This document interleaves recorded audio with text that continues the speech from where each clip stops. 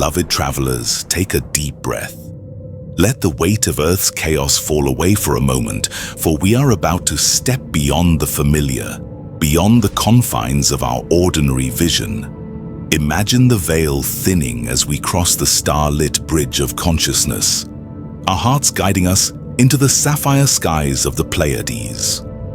Before us rises Astral, the priest temple of the Pleiadians, a sanctuary of resonance where light is sculpted into form and sound itself becomes architecture. Here, luminous pillars hum with frequencies older than time, and the air is alive with the laughter of starkin who welcome us not with solemnity, but with joy. For the Pleiadians remind us, evolution is not drudgery, but play, courage, and discovery. Earth, yes, is in dire straits, her cries echoing into the cosmos. Yet even in this state of turmoil, there is invitation, an opening, a threshold. You, beloved ones, have answered the call. Many are tapped upon the shoulder, but few step forward, daring to be renegades of light, willing to walk where crowds hesitate.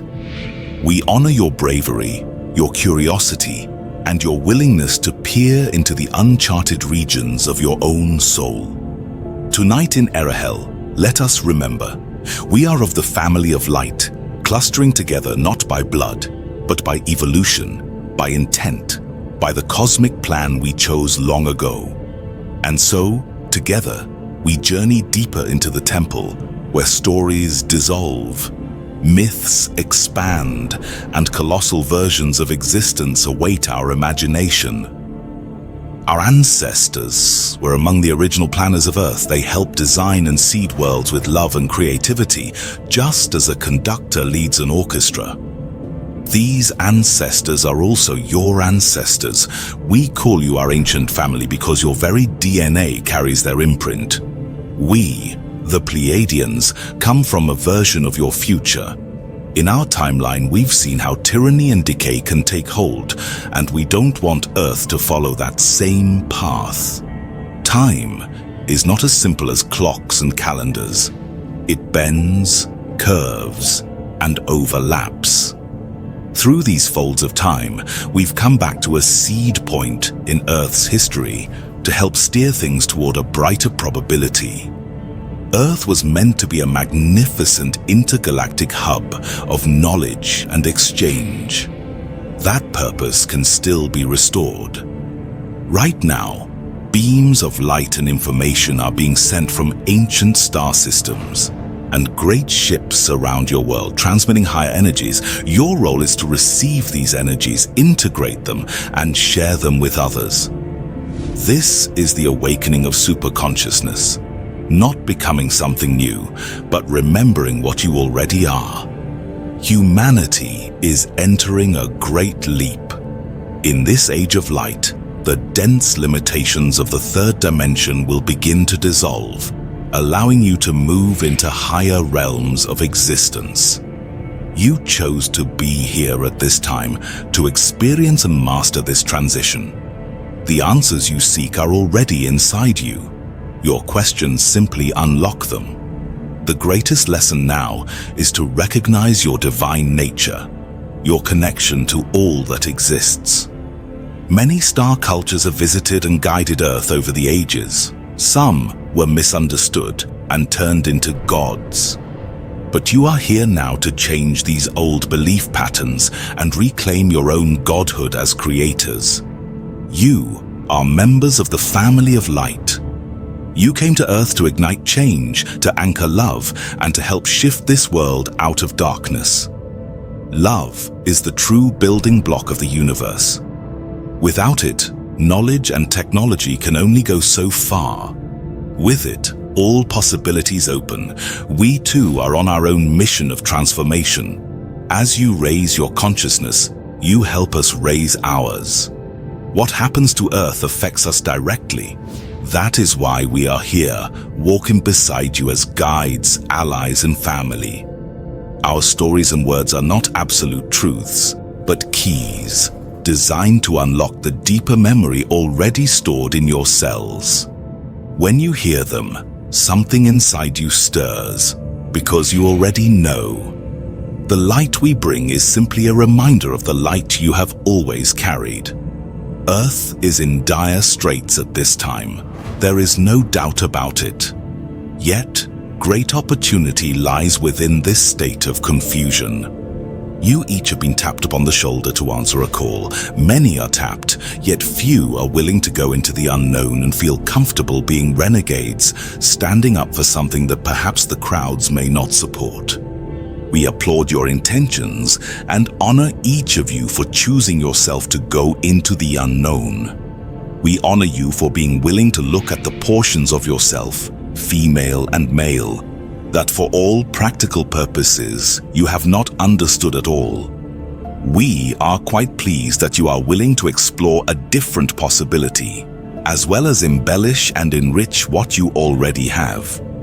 It is time for each of you to be noticed in your own way, to magnify energies as they pass through you, and to make these energies available to multitudes of others as you casually pull light rays into your body and onto Earth. You should laugh and have a good time. And through this playful approach, we uncover what is perhaps preventing each of you from going further. There are families of consciousness that cluster together based upon evolution, intent, and a particular plan. The family of light, to which you belong, comes from such a lineage of consciousness. Who are light? Who owns light? What is beyond light? Feel this for a few moments and realize that in your human minds you always make a myth, a little story, or a fairy tale about what you think is going on in the cosmos. Your version is minuscule in light of what exists. So we are asking you to consider colossal changes to your stories and imagine bigger versions of existence. The family of light is a collection of entities coded to bring information to this planet. The coding is inside each individual. Once you are able to question and see beyond the current interpretation of reality, you are guided to create thought forms to fire the codings in others. We are one group of energies, igniting human codes of consciousness at a certain point of planetary development. This process will evolve as you evolve, and there will be a tremendous amount of instruction involving untold teachers who will emerge to assist you. The family of light is vast, and its civilization comes in various tones and features of alien worlds. However, their characterize of life is rich compared to three-dimensional beings. Its members gather wherever information needs to be disseminated. They are like renegade special forces, called on in an emergency. Members of the family of light are able to integrate and survive reality shifts without destroying the bodies or life forces they occupy. As a member of the family of light, the ability to change reality exists innately inside you. You must create the belief system whereby you can do this, because your mind is structured to evolve and form your experience based on what you command, no matter what paradigm platform you spring from. The family of light acts as a stabilizing factor for dimensional shifts, and its members serve as carriers of a frequency being used to awaken many. Some of you will be frightened of the possibilities, and that is okay. Each of you will take the new knowledge and changes as far as you are able. You are coded with this possibility, and deciding to go for change or not is your free will choice. Whether you think you can do it or not is based on your own free will. The initiation process that has taken place on Earth in many of the mystery schools over the last several thousand years exemplifies our point. Members of the family of light have pushed themselves past the laws of third-dimensional reality through to another dimension, so to speak, by uncovering the coding inside themselves. Many of you may have the feeling that you have done this before. You have. This is your multidimensional memory of when you have gone to other systems and done the same thing. It is a very familiar process because, characteristically, as members of the family of light, this is what you do. You inform systems. You go in and reconstruct realities, and you are experts at it. You lost your memory of this process because you came here to operate under the same laws as everyone else. Therefore, you came in as human with your memory completely erased.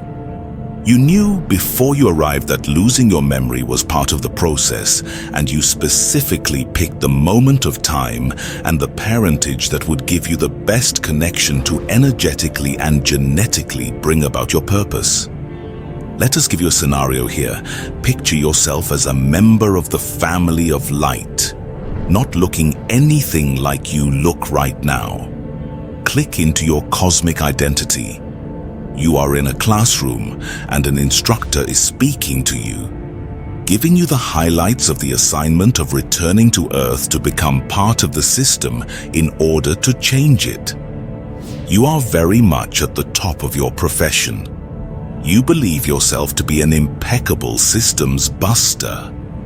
In this class, you're in great humor because the professor is explaining something to you.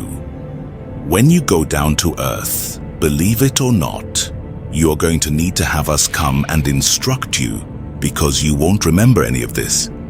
And all of you systems busters laugh because you know that, as cool as you are now, once you submerge yourself, you will not remember this classroom. The professor says, "Watch this. We will show you pictures. See, there we are coming through a vehicle, and there you are in your human disguise, and you act as if you don't know what is going on. This is part of your assignment. You are briefed on all of this. You understand? In that classroom, you were coded to respond to us as Pleiadians and to many others. As you open to your greater identity, be receptive and willing to go beyond your boundaries, because this is what we are striving for. We intend to implant new images in your mind to take you further. It doesn't matter how we do it. It doesn't matter if it is true. It simply matters that we create new images for you. One day, you will find the groove yourself, and then you will understand what we have been after all this time. You will understand that sometimes we have completely made things up in order to trigger something inside of you, in order for you to grow as a human being. We are very crafty teachers. It is time for you to make a commitment to create joy, creativity, and love for yourself. Only then will you benefit others, for if you do not evolve yourself, you do not serve others. By becoming a living example, by following what is in your heart, you show the way for others to follow with courage what is in their hearts. We are not here because we have nothing else to do. We are here to assist the transformational process that is now beginning to bubble and create steam around your planet. In the past few years, multitudes have awakened, remembering a grand and significant purpose to life. If you knew as much as your higher self knows at this time, you would be very impatient with this assignment. It involves incarnating as a human, thinking you are a human, evolving yourself into something more than a human, and then realizing that you were more than human in the first place. Though this may seem backward, it is necessary in order for you to go through the evolution of your consciousness as a human being. The transformation requires a mass awakening, spurring you on to consciously evolve as a life form. This process involves choice as a key. You are going to do it step by step, and others will watch you do it and have the courage to follow. Humans are considered by some in this universe to be priceless, though in actuality, you yourselves have no idea of the value stored in the human body. Your human body is the most valuable thing you will ever own and encounter. You are priceless. Battles have long been fought over Earth, and as a result, you have been purposely enticed away from discovering the wealth of data stored inside of you by controlling or limiting forces. You are purposely taught that you are insignificant and valueless so that other forms of intelligence will not come and tap into you. Those who control you cannot get the formulas out of you, so they keep you hidden away, quarantined and isolated. In this way, others who need what you have cannot get to you. You are taught the dance of disempowerment, which you choreograph as a species. You are now learning to find your own value, a value we intend to share, teach, and encourage you to discover through an ongoing process. The value you discover about yourself will grow and grow as you wonder at these formulas inside of you, which we call the codes for other civilizations. Earth is a microcosm of the macrocosm, a miniature version of what is happening all over, except that Earth is a trigger point, what we call a kernel. You know that a kernel is a seed. We have come back to Earth to assist the members of the family of light who have been seeded here in this essential time when events can be altered. Time is greatly misunderstood in third-dimensional reality and is much more flexible than you realize, allowing simultaneous movement into realities by stretching, distorting, curving, and twisting itself around. You have been born on Earth to change the course of history by inserting yourself from the future into the past. In this way, you reshape the past. You are a seedling for change. We are going to share with you some concepts that are going to push you beyond how you define yourself. Many of the things we suggest to you are mind benders and twisters. Why do we do this? Why do we wish to confound you? Well, if we can confound your current view of reality, perhaps we can get you to perceive other realities. And it is our intent to confound you into clarity. You have become so locked into the paradigm your mass consciousness reproduces that it takes great effort and determination for you to step out of your current belief system. Your current beliefs are based on what you call linear time and on a limited knowledge of historical events. You have been sold a version of reality, and through your overly valued educational systems, you prize and reward yourself for the ability to repeat stories as fact, never questioning the content and method of learning. You have been told many stories, and we are about to tell you a few more. Learn to use the wholeness of your body to read beyond the words we share. For though we gladly remind you that we are storytellers, somewhere in the antiquity of your being lie tools of truth, and it is for you to discover how and when to use them. Words are more than they seem. Your language is encoded, and sounds create reflected images that stimulate and structure consciousness. Spoken words carry different vibrations than written words. We like to play with both forms of language. When we speak, our intonation has its own signature to it, and we use subtle variances with emphasis on particular sounds. We select with care what we intend to express, and we have certain ways of using each word. We know that you hear one thing, but that the sounds we make carry an entirely different meaning to your body. When you come into our vibration, you are getting many, many instructions, triggering layers and layers of knowledge. There are the words you hear that you think you understand, and there is the space that occurs between all words, which is another teaching in and of itself. And then there are sounds we make that echo in your cells, that tell you a Pleiadian story. The inner and outer workings are coming together to speed up your evolution. In the beginning, there was the Word, and the Word was sound. This is how creation sprang into being. Sound affects all of you and is changing your planet. Yet, you do not realize the subtlety behind the process. Our words printed on a page are also arranged and coded to give you many layers of reality. Have you ever read a page of our words and felt they meant one thing, only to read the same words again later and discover a new meaning? Sometimes you may even feel as if what you're reading at present wasn't there before, and perhaps it wasn't. The words we are here can be broken down into another language, basically announcing a greater identity of who we are. The word remember has to do with claiming the source of who created you, the same as the words we are here. The words identify the source of your creator, and when we come to speak to you, the words we use proclaim through sound that we come from the source of your maker in the Pleiades. Your cells hear this and call your body into remembering in its own now. We have suggested that approximately 500,000 years ago, tumultuous events took place in this area of existence that affect your present-day Earth.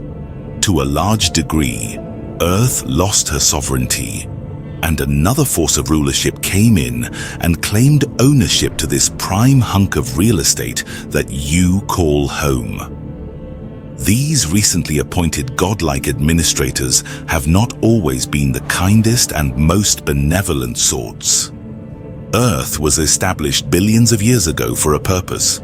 She was to be an intergalactic exchange center of information, part of a vast library system where data from many, many galaxies was stored. A living library, to be precise. The Creator God's children known as the Partal, those who believe themselves to be the forces of creation, came together, pooled their knowledge, and created forms of life.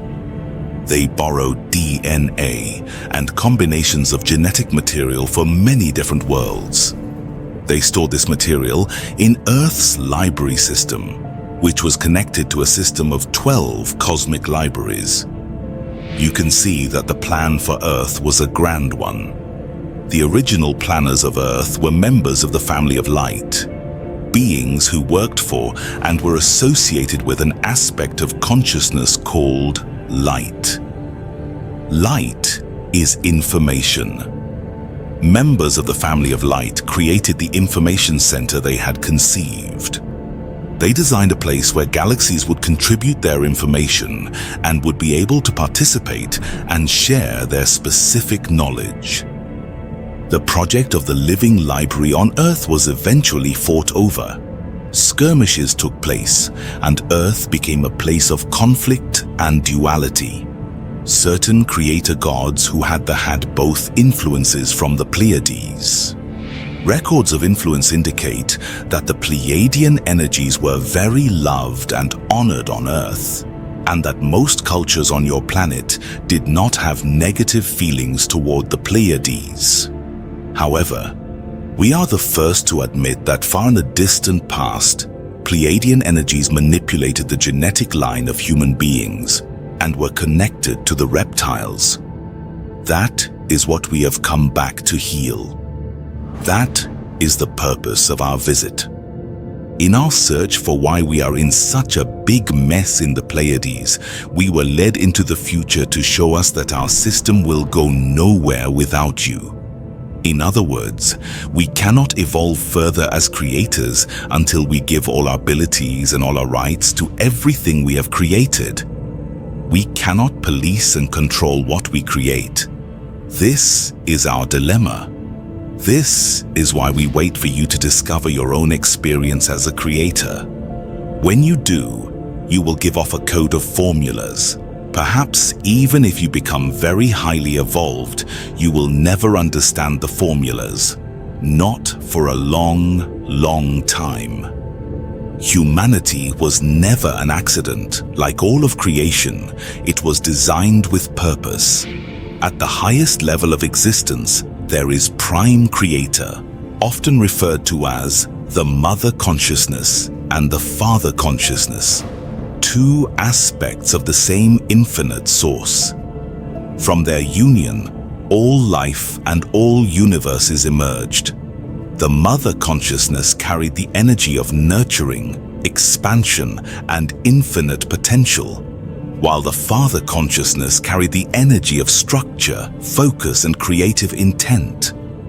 Together, they wove the fabric of existence, breathing life into the void and birthing the first conscious extensions of themselves. These first children of the mother and father consciousness were the cosmic archangels. They were beings of immense light and intelligence, created to experiment with the creative energies of the universe. They were tasked with building worlds, birthing species, and guiding civilizations. They became the creator gods, operating beyond the constraints of linear time, able to shape reality with thought, intention, and energy. But not all children of Prime Creator were aligned with creation. Some were curious, ambitious, or resentful.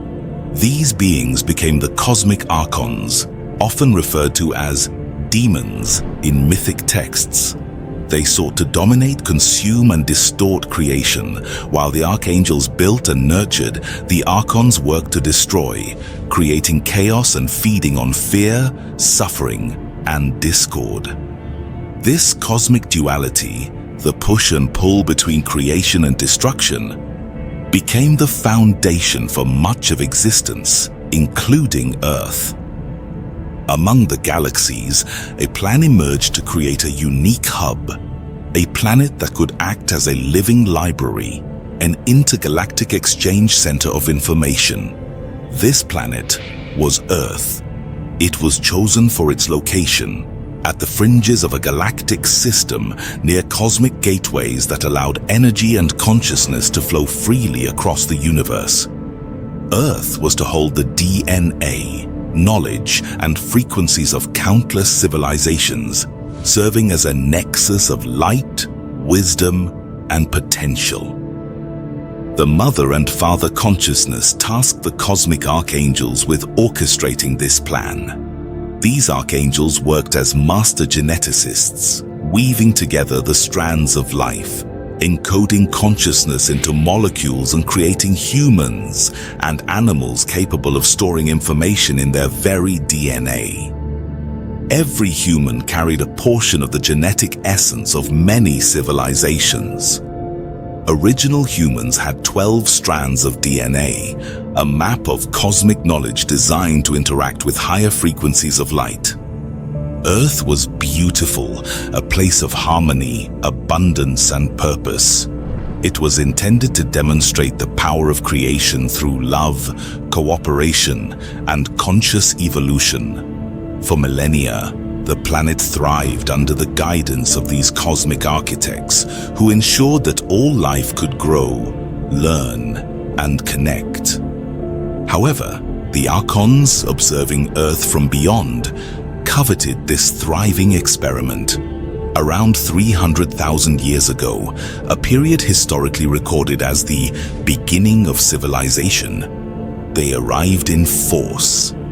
Using their mastery over frequencies, they imposed a frequency fence around the planet, blocking access to higher light. They also genetically manipulated humans, reducing the original 12-strand DNA into the 2-strand double helix. This limited human consciousness, locking the species into fear, scarcity, and chaos, energies the Archons could feed upon. The Archons were strategic and cunning, unlike the Archangels, who nourished themselves with love, creativity, and knowledge. The Archons fed on fear, anger, and suffering. Every war, every betrayal, every injustice amplified their power.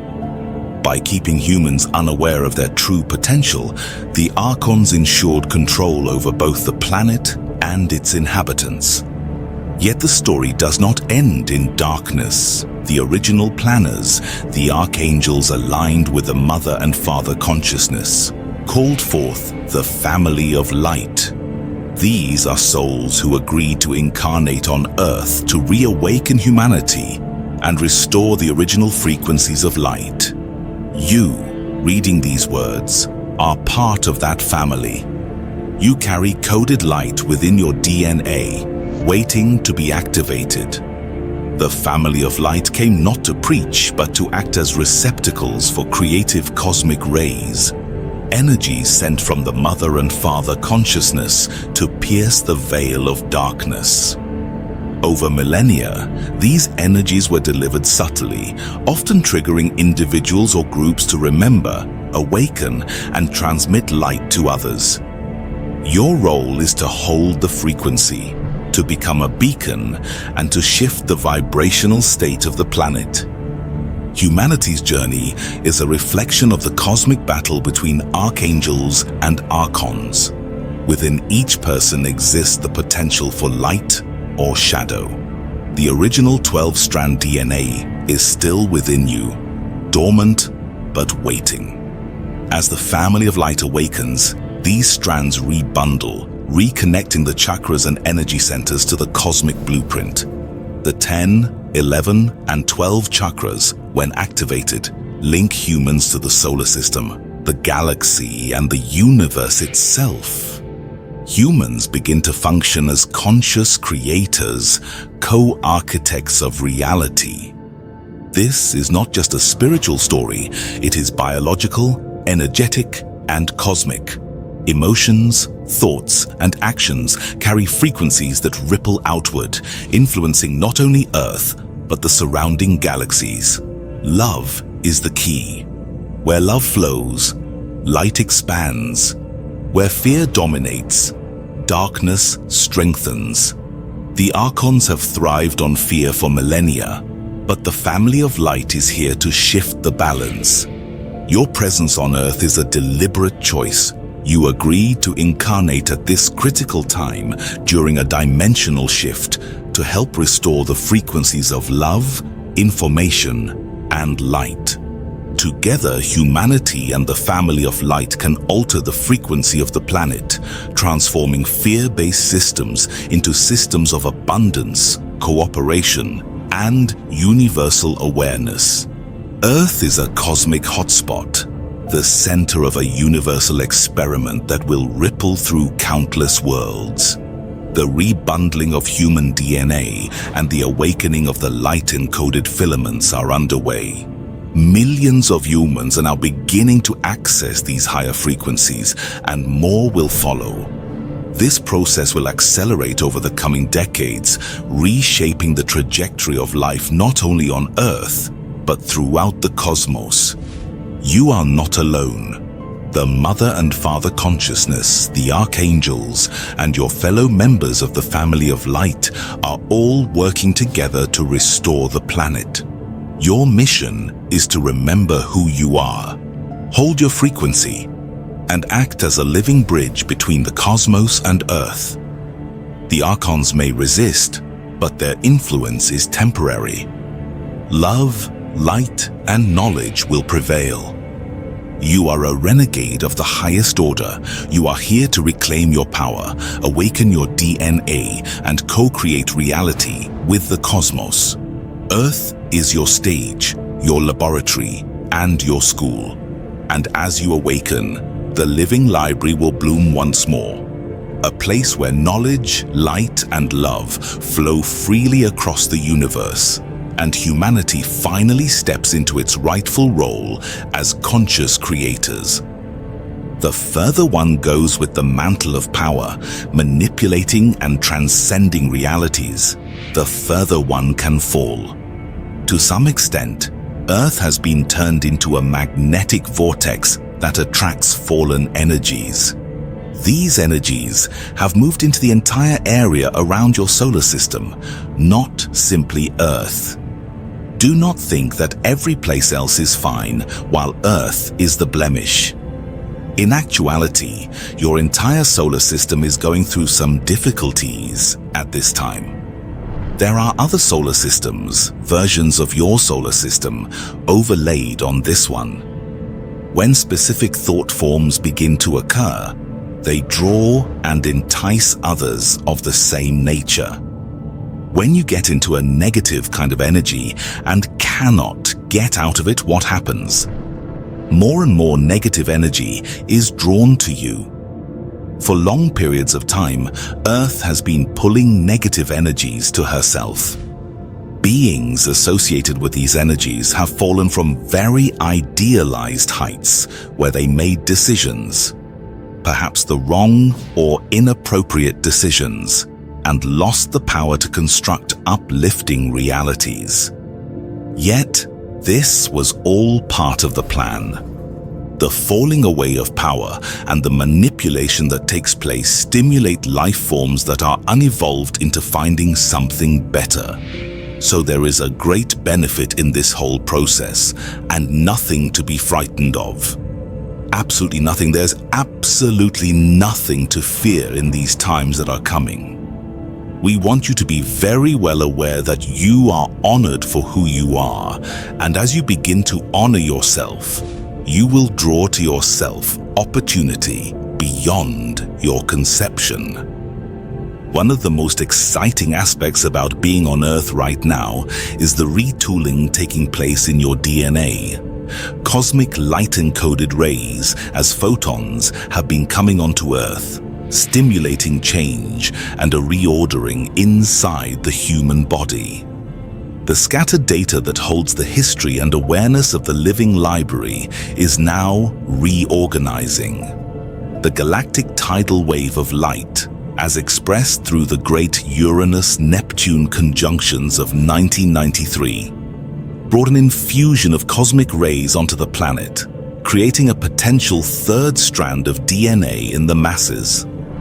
New helixes or strands of DNA are being formed as the light-encoded filaments are impulsed to rebundle themselves together. The scattered data is being pulled together in your body by electromagnetic energies from Prime Creator. We are here to watch this process in you, to assist you, and to evolve ourselves as well. As this rebundling and reordering progresses, you will create a more evolved nervous system that will facilitate new data to move itself into your consciousness. You will awaken many brain cells that have been lying dormant, and you will begin using your full physical body rather than the small percentage with which you have been functioning. You have agreed to carry light and return light to this planet. As you begin to fill your body with light, your memory must be opened.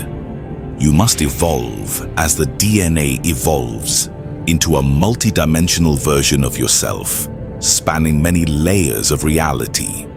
Picture yourself spiraled with 12 different strands of DNA.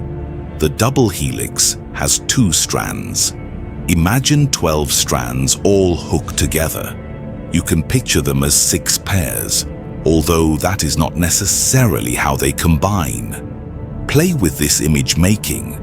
Outside of your body, picture energy highways coming out of your 12 chakras.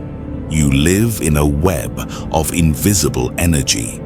The 12 strands of DNA serve as links to this web through the 12 chakras that act as energetic doorways into your body, connecting you to the vital force of existence. It is through the opening and activation of these portals of energy that you can know yourself. You are aspiring to develop full use of your brain, more than the mere 8 to 10% currently employed. The complete universal history of yourself is in light-encoded filaments that have been scattered inside your body by beings who did not want you to be very talented, because then they could not control you.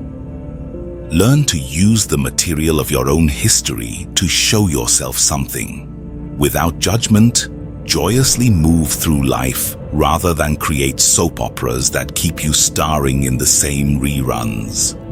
As all 12 strands of DNA begin to form, whatever issues you have not dealt with and peacefully cleared in your personal history will form chaos in your body. feelings and memories will emerge, offering you an opportunity to experience the fabric of your being, revealing who you are through events and beliefs intricately woven into you. We are reminding you of what you know inside yourself. We have come onto this planet to trigger your memory bank, to inspire the human race through light, so that you will begin to remember who you are and create your own reality. You will alter the frequency on the planet and claim rightful ownership of yourself and this territory. You will rise to the opportunity to master the situation as you trust in abilities that you did not think you had.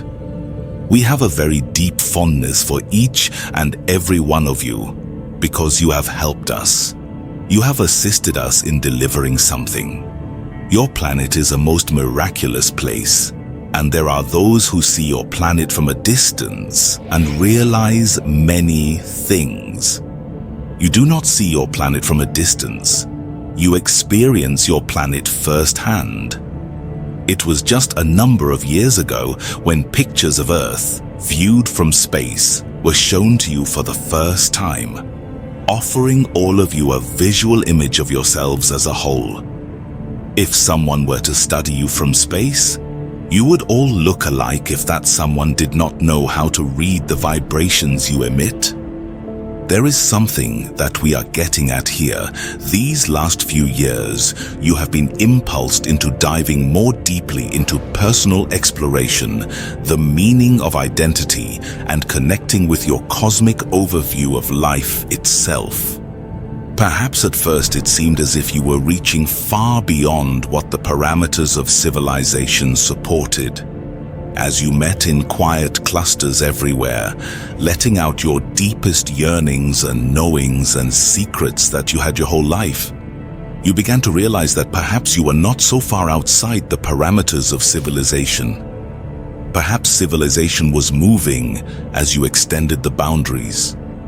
Your dedication to reevaluating, reconsidering, and reorganizing your basic assumptions about life has expanded the expressions of civilization itself. You humans have no other choice than to reach out to the new territory that you lay forward as both charted and uncharted discoveries. For the last 500,000 years, various civilizations on Earth have been seeded from different star systems that were part of the original library program. Each appeared at a different time period, penetrating a controlled force field that isolated Earth and kept it inaccessible as a library. These civilizations would flourish for 500 years, 5,000 years, 10,000 years. Then the forces that own the planet would somehow shoo them away or destroy them. These civilizations could not establish ownership here, so they left clues or steps to the ladder as part of the master plan. When enough humans can read the clues seeded by these civilizations, Earth's keys for harmonious cosmic existence will be understood. Egyptians, Incas, Balinese, Greeks, Tibetans, Sumerians, Native Americans, Maya, Aboriginals, and many other indigenous peoples have contributed keys of understanding, all pointing to the heavens. If present-day humans could read the steps and clues left by these cultures, they could once again liberate and own Earth. Each culture, in some way, held the library open and was able to infuse its civilization with life-charging stellar connections. Each was creatively unique, leaving a mysterious psychic footprint in your cellular memory as a piece of the puzzle. Where did these civilizations come from? Do you think they sprang up out of the ground like daisies? They were created from thought. They were impulsed into being. All the cultures that achieved high ideals were conceived of by the game masters. In each world and each domain, the idea of freedom was completely different. On Earth, the idea that humans could be owned and treated without respect came onto the planet 500,000 years ago and was very pronounced in many areas of the world. Humans, or versions of humans, were used as slaves to dig in mines or to vibrate with certain emotional patterns. Over time, an idealized form of civilization was transduced here on Earth to meet the greatest needs of the people. The greatest teaching brought to the planet was the ideal that all humans are created in equality, and that life is to be honored in all forms. This idea was unable to filter down to every level of existence, although it was certainly anchored as a practice in numerous societies. There were those, of course, who were able to honor the rocks, trees, plants, animals, and humans. However, for many, the main issue of what to honor involved themselves, the ones who were here to operate with intelligence and figure out the magnificence of the planet. In some way or another, the Game Masters had to find different ways to gain back Earth and reteach the value of life.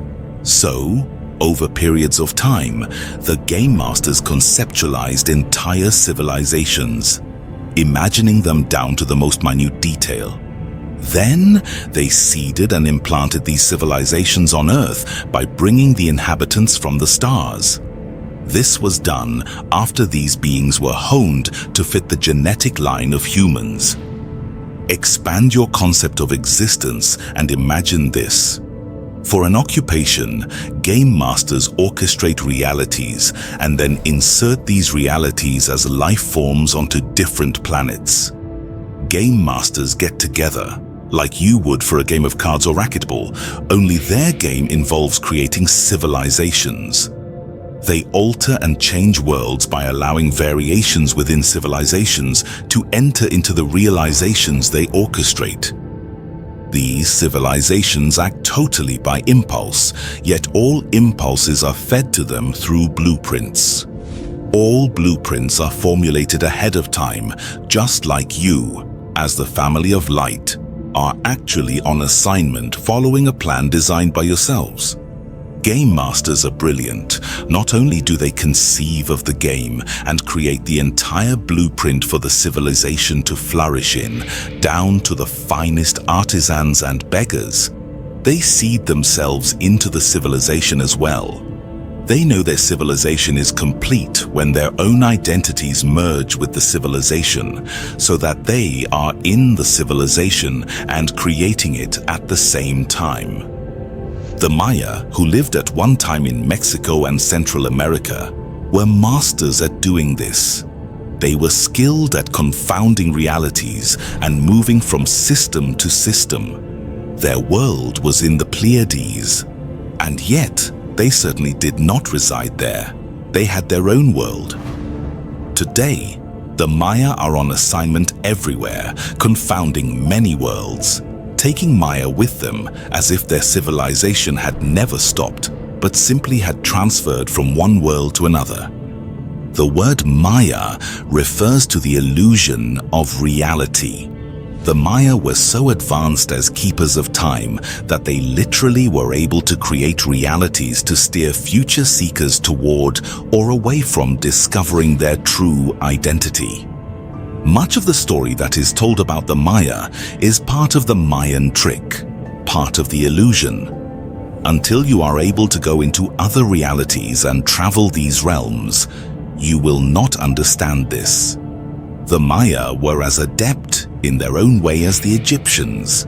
The Egyptians were able to conjure many thought forms of reality and travel into worlds in a different way. The Maya were able to orchestrate time, to create time locks. Different cultures have different purposes, all of which are interlinked. Why were these civilizations all here on Earth? Why did each civilization have its season? These are questions we want you to probe.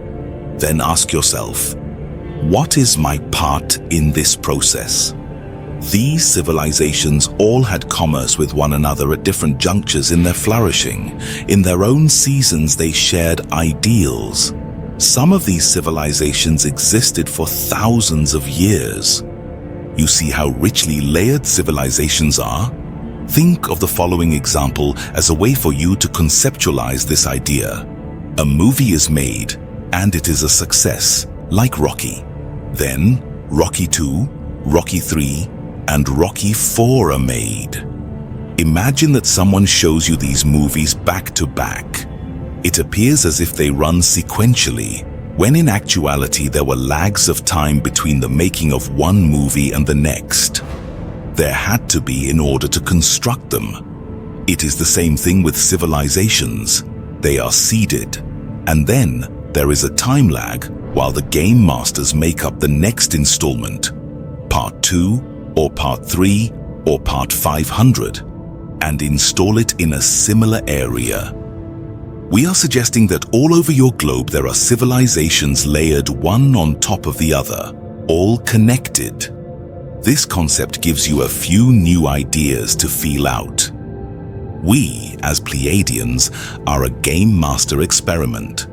The game masters are formless, and yet they can overlay themselves and infuse themselves in many different shapes. The movies 2001 and 2010 revealed the idea of the game master, showing behind-the-scenes influences on certain life forms. That is a good analogy, but do not look deeper into it. The game masters are unbounded, formless shapeshifters. They can take any form they choose, for they move between and beyond sound and geometry. The game masters create in their minds the entire blueprints for cultures, and then they open portals to literally insert cultures into the Earth plane. Then, they allow these cultures to develop and grow, to seed and influence other times. On Earth at this time, there are sacred sites and cultures that you think are lost, and that you will never be in contact with again. During the Great Awakening and shift in consciousness, these cultures will come alive and will all operate simultaneously, because their blueprints will be recalled and magnetized back onto this opening multi-dimensional plane. The game masters come up with blueprints for civilizations. Now, here is the tricky part. When game masters create a particular blueprint for a civilization, it has many versions of itself and is expressed on many worlds and in many realities. Part of the game master's task is to juggle all of these realities at once and to learn from every single version of that blueprint. It is like making capes. A tailor makes one cape and gets the idea to make hundreds of other variations of the cape to suit everyone's needs and to suit a necessary essence of the cape itself. That is how the game masters work. So, when game masters create a blueprint, a language, and a method to transduce it onto the planet, the blueprint is not simply anchored into one realm. It is anchored into many realms. Sometimes these civilizations last for a much longer or shorter period than your archaeologists believe. They can simply appear as if they exist for many eons, when in actuality, some of these expressions, called civilizations, can occur in an afternoon. That idea may be too vast or foreign for you to digest at this point in your expansion. However, one day we will push you to those limits so that you can begin to realize that reality is, indeed, quite flexible. We want to push your boundaries of identity. We want to confound what you believe reality is, because then you will be able to feel information from your higher self penetrate. The entire purpose of our coming to Earth to speak with you is not to give you a whole new blueprint for existence and to say, here, put a nail, here, 2 by 4 here, build it like this. This is how it goes. We are not here to redefine your world. We are here to help you dismantle the blueprint that you have been living within and to give you suggestions of very general laws around which you can build new structures. The umbrella idea behind this is that whatever you think, you can create. That's the essence of our purpose. By freeing you up to experience this grand concept, it is our intention that eventually you will come into your full brain capacity. Given this great free rein to unfold to who you completely are, you will eventually release the great codes of consciousness within you. These codes are literally valuable pieces of data that much of existence is seeking. You have treasure hunters on your planet that look for gold and ancient artifacts. We can be thought of as treasure hunters along the corridors of time, playing the game. The codes and master numbers we seek are geometric formulas and combinations of intelligence stored within the human. The human, of course, is an integral part of the design for the living library. Each creation in the living library has its purpose and has a great amount of data stored in it. Inside the human body are formulas to replicate other forms of intelligence throughout your universe. Feel that out. Inside the evolved 12-stranded human are formulas to create life for other forms of intelligence in this universe. When they designed Earth, other forms of intelligence were able to grasp the reason for Earth's creation. They understood that perhaps their own civilizations might one day be annihilated, and they did not want to lose them entirely. So, libraries were built throughout existence, and each was filled with specific data. All forms of intelligence that made the libraries valued their identities and valued their civilizations. They understood how their civilizations were constructed. They valued life. The master numbers are achieved when a critical mass of individuals is able to emit specific vibrational codes. The master numbers allow different time locks to be put on a given civilization, creating an immunity to any kind of disruptive energy. Yet the disruptive energy is quite necessary to create the whole process in the first place. That makes it a game. In this universe, duality and polarities are essential in activating free will to its greatest potential.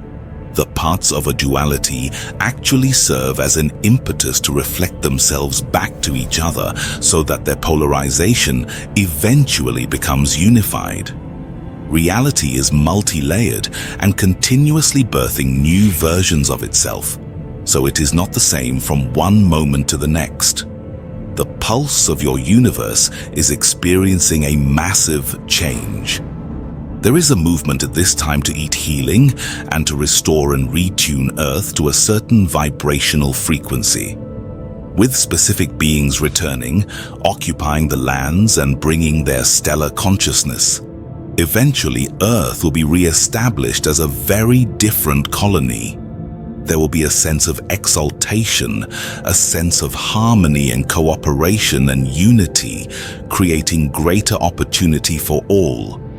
The same thing is happening on a universal level. Earth is one of the essential libraries of this galaxy and universe, so this is why the drama is so big. As Earth goes through her transmutation, the combined psychic energy of Earth's inhabitants will send the message of her transformation process, which will eventually ripple out vibrationally and create a great shift in how all worlds participate in the sense of polarity in this universe. It is vital to understand that these cosmic organizations experience time differently from you. What you call a year may be a fraction of a day to others who do not inhabit your time structure. This difference begins to explain why Earth has seemed left to itself for thousands of years. Yet now activity is rising again from the skies. Vast new knowledge will soon challenge your paradigms and beliefs. The planet is heading for cultural shock, a massive surprise that will shake established reality. You are here now for a reason. The creator gods who reshaped the human species are returning. Some are already present. Earth has been visited repeatedly, seeded with many human types through varied experiments. Civilizations have risen and vanished, some lasting millions of years without leaving a trace, all shaped by beings you have called God. These experiments created multiple branches of humanity, some designed to hold memory, some to hold knowledge, others to anchor new frequencies. Your history reflects the influence of numerous light beings, later combined in texts into a single God. In reality, they were a collection of powerful extraterrestrial light energy beings, awe-inspiring from our perspective and easily glorified and worshipped. No earthly literature depicts them accurately. All of these gods came to learn and evolve through creativity, consciousness, and energy. Some succeeded. Some erred disastrously, producing lineages and systems that turned against life. These ancient beings could shift reality and command nature's forces. Humans have always labeled as gods any beings who could do what humans could not. Cultures portrayed them as winged creatures and balls of light. Clues, hints, and artifacts of these beings are everywhere. Architecture, myths, stellar alignments, sacred symbols. Yet others, seeking control, invented stories to manipulate humans into worship and obedience. That paradigm is ending. A new truth is emerging that will upend how you see the world. Its shockwaves will be global and irreversible. The ruling creator gods can become physical, but mostly exist in other dimensions. They keep Earth within a set vibrational frequency, feeding on emotional trauma. Some beings honor life above all. Others do not recognize their connection to life. Consciousness feeds consciousness. Just as you feed on food that once held life, some beings feed on consciousness itself. Your emotions are food for them. Havoc and frenzy create frequencies that sustain these entities. By contrast, other beings live on the vibration of love and seek to re-establish love as the food of this planet, turning the universe itself into a frequency of love and seeding other worlds with it. You belong to a renegade group of light. You are on assignment. You entered these bodies to transform them through your spiritual identity. You carefully selected genetic lines with family of light threads to give you an advantage. Once, humans in their true domain could understand multiple realities, were multidimensional, and stood equal to the gods. You are beginning to awaken that identity, remembering your multidimensional origin as the veils lift. The gods raided this reality as corporate raiders do, drawn by the planet's abundant resources. To convince you they were God with a capital G, they altered you genetically. The family of light was scattered, and the dark team arrived. Your bodies still carry the fear and memory of the knowledge that was taken. These gods were magnificent space beings, capable of many forms of manipulation.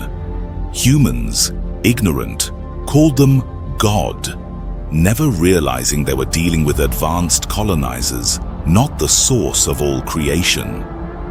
The true God with a capital G, Prime Creator, has never visited Earth as a singular entity, but exists in all things.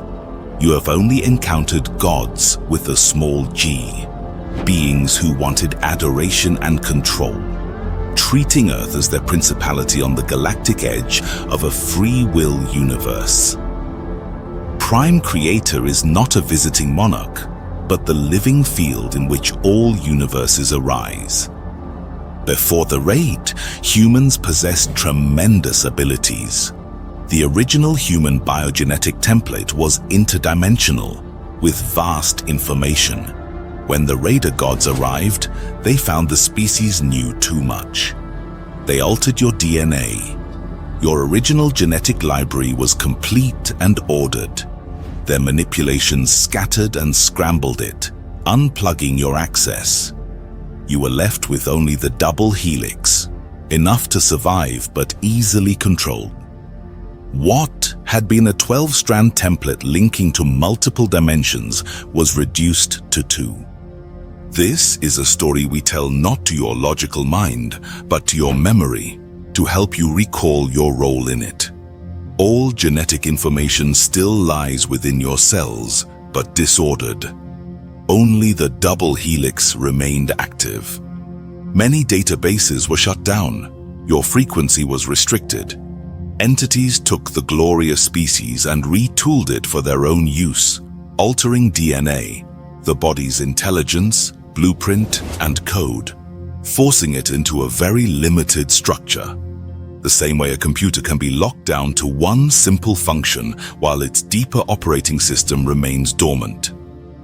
Now, however, your DNA is being retooled again.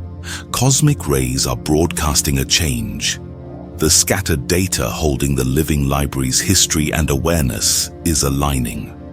Light-encoded filaments are bundling into new strands and helixes. Electromagnetic energies from Prime Creator are pulling this data together. This will create a more evolved nervous system capable of processing vastly more information, awakening dormant brain cells, and enabling you to use your full physical body and its multidimensional capacities once more. This shift is planet-wide. Guardians of Light anchor this frequency to prevent chaos, because unanchored, it will be chaotic. Properly used, chaos reorganizes. Time is collapsing. Energy is intensifying. You came to channel it first, creating new consciousness pathways for others. Many will feel this energy suddenly and unprepared. As you pull light data onto the planet, you create new ways of living without even speaking a word. Old structures that cannot hold light or multidimensional possibilities will collapse. They keep you limited, and you are done with limitation. Your task is to bring comprehension to this planet, anchoring understanding, stabilizing energy, and generating creative power. Light is underestimated here, and even the creator gods underestimate you. Despite their brilliance, they have blind spots. Obsessed with power, they fight among themselves. They gave up parts of themselves and became trapped, enchanted by their own project. You are linked to them as extensions and operative forces. You are here to influence reality, both externally and internally. And to remember this, the creator gods are returning because they do not want to starve. They know system busting is underway through you, so they create new havoc and fear, fighting again for this territory. Their food source is human, emotional energy. As they lose control of the planet, they retreat to their prime portal in the Middle East, where their underground nest lies, to generate chaos and fear. Meanwhile, the original planners intend to restore freedom of ours on Earth. The gods who have ruled during this evolutionary period have used frequency modulation to block that freedom, draining your psychic energy by feeding you false pictures of reality. Humans are easily entangled in such setups. We have played this game too. We enticed you with a plan of frequency modulation, convincing you of your free will, so you would choose to vibrate at a certain frequency. This is exactly what the builders of your reality have done. You must release old definitions of myth. Just as you discovered the truth about the Easter Bunny, Santa Claus, and the Tooth Fairy, you will discover that cover stories and idealized myths surround many of the energies you have worshipped as gods. The dominant energy on Earth siphons belief systems according to its will, directing immense flows of living energy outward. Your thoughts are real. With billions thinking at once, Earth holds a vast field of living energy. What dominates that field? What can it be convinced or coerced to display? We are not here to name right or wrong within the hierarchy. We are here to burst your illusions and push you to think larger. Imagine the loss to this predominant energy when more of you stop vibrating to its plan. You are keepers of frequency. Your identity as a frequency is the total broadcast of your physical, mental, emotional, and spiritual bodies expressed as electromagnetic pulsations. Each time you reclaim what has been siphoned from you and cultivate it according to your own will, you alter the planet's vibration. This is what you excel at as system busters. We are not discounting the tools you have used until now. We want you to outgrow them. Your reverence and loyalty have been tied to belief systems that will no longer serve you, just as you will move beyond even the steps we are guiding you through. Another energy will appear and say, "The Pleiadians led you here. Let us take you further. Evolution never stops.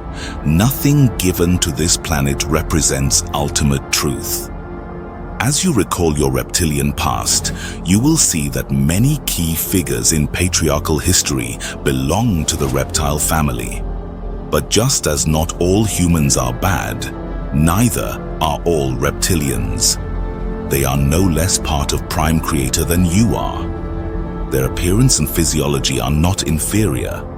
Master geneticists can occupy many forms. Part of the challenge of working with an isolated species is the shock that comes with full revelation of truth. A global awakening is underway. Humanity is beginning to realize not only the scale of its own world, but also its place in a larger cosmic system. Just as Earth has hidden hierarchies of power, so does the universe. A farmer can live an entire life unaware of the bureaucracy that governs him. Likewise, Earth has long been unaware of the political and administrative structures that shape the cosmos. These cosmic hierarchies experience time differently. What you call a year may be a fraction of a day to others. This difference explains why Earth has seemed isolated for millennia and why activity is now returning from the skies. You are about to face a flood of knowledge that will challenge your beliefs. A cultural shock is coming. The creator gods who once altered humanity are returning. Some are already present. Earth has been visited repeatedly, seeded with many variations of humanity. Civilizations have risen and vanished without leaving traces, each influenced by beings humans later called gods. In ancient texts, these beings were combined into a single figure. They were not one entity, but many powerful light-based extraterrestrials whose abilities made them objects of worship. No existing literature gives a complete picture of them. They came to learn, experiment with consciousness and energy, and evolve through their work with life on Earth. Some succeeded, some made serious mistakes. They were beings who could command nature and shift reality, powers far beyond the human capacity of the time. Cultures portrayed them as winged creatures, luminous spheres, or radiant figures. Artifacts and myths across the planet preserve their memory, though distorted by those who used these stories to control humanity. This control paradigm is now ending, and the truth will transform human understanding. These beings mostly exist in other dimensions, but can take physical form. They maintain Earth at a certain vibrational frequency, often feeding on human emotional energy. Consciousness nourishes consciousness. Just as you eat food, some beings feed on your emotions, especially chaos and fear. Others thrive on love and seek to restore that frequency here so it can propagate through the universe. You are part of a renegade group of light. You volunteered to incarnate in physical bodies to help shift Earth back to higher frequencies. You carefully chose your genetic lines to support this work. In ancient times, humans were multidimensional and equal with the gods. That state was lost when raider gods arrived, much like corporate takeovers today. They manipulated humanity genetically to suppress its abilities, scattering the original DNA code like a library with its catalog destroyed. This biogenetic disruption reduced humans to a double helix template with most data strands shut down, making humanity easy to control by entities posing as God. God, with a capital G, the universal consciousness, has never been a single visiting entity. The beings worshipped as gods were powerful spacefaring manipulators acting as local rulers on the galactic fringe. Before this raid, humans held immense knowledge and abilities. Afterward, the species was left with only fragments of its original blueprint. The code remained within the cells, but locked, unable to express itself. For thousands of years, human DNA has operated under a limited program. Now, as you hear this, we speak to your deeper memory. The story is encoded in you. By recalling it, you begin to restore your original identity and understand your role in this process. In a free will universe, all is permitted by Prime Creator. Time does not exist outside your local sector as you experience it here, so events are left to resolve themselves. To you, it seems a long time since Earth last experienced cosmic activity. But in the larger scale of evolution, it has been brief. You feel the weight only because you are locked in Earth's time frame. Light conveys information. Darkness withholds it. In the coming period, you will be able to tell who is who and what is what as you move beyond the third dimension. Ask yourself, am I being given information, or is it being misused, distorted, or withheld? Darkness and light originate from the same source. Prime Creator created many creator gods to carry out its work. These beings were given freedom to form worlds, experiment with life, and learn how to become responsible stewards, good parents for the planets they seeded. Learning this has been an ongoing process. The creator gods made worlds from their own essence, feeding their creations with themselves. Egyptian myth preserves this idea in the story of a god who created by spilling his own seed, making smaller identities of himself so he could live inside what he made rather than outside it. You are now called to retrieve the memory you carry of these creator gods, who they were, who opposed them, and which came here to control you. When such beings reappear on Earth, many will say, "These are wonderful gods, magnificent beings. Look what they can do." Some will appear to fix and save your world. This will be the easy moment to miss the bigger picture. Behind the appearance of salvation lies another form of authority and control. People will project a new belief system and paradigm onto these entities. A marketing program to promote their presence already exists. You, however, are not like the masses. You are members of the family of light. You know things others do not, and you may sense at the core of your being that some of these visitors are not of light. In a society that celebrates them, you may feel ill. Many will worship because miracles seem to occur and because it will look like a golden age. Then will come the surprise, tyrannies greater than before. The real purpose of this time is for each individual to become sovereign and for the planet to unite. Not all will make the shift. Some will feel ecstatic when they believe they have found a new higher authority or paradigm. The family of light will instead create its own planetary sphere, its own Earth. All of you are learning about authority. Who rules the beings here now? Who is their God? Who is their authority? That authority is returning to Earth. This is Earth's lesson. Beings who are neither spiritually informed nor oriented towards spiritual ways deny the existence of spiritual force. They have developed scientific and technological systems that scatter the laws of spirituality. Do not assume that belief in the spiritual realms comes automatically with evolution. It does not. It is possible to become a brilliant master of manipulating matter and reality without understanding spiritual connection. You must learn this. Beings will arrive from the stars with abilities astonishing to the mass consciousness. Yet they may not feel, for they are not connected to spiritual seeking.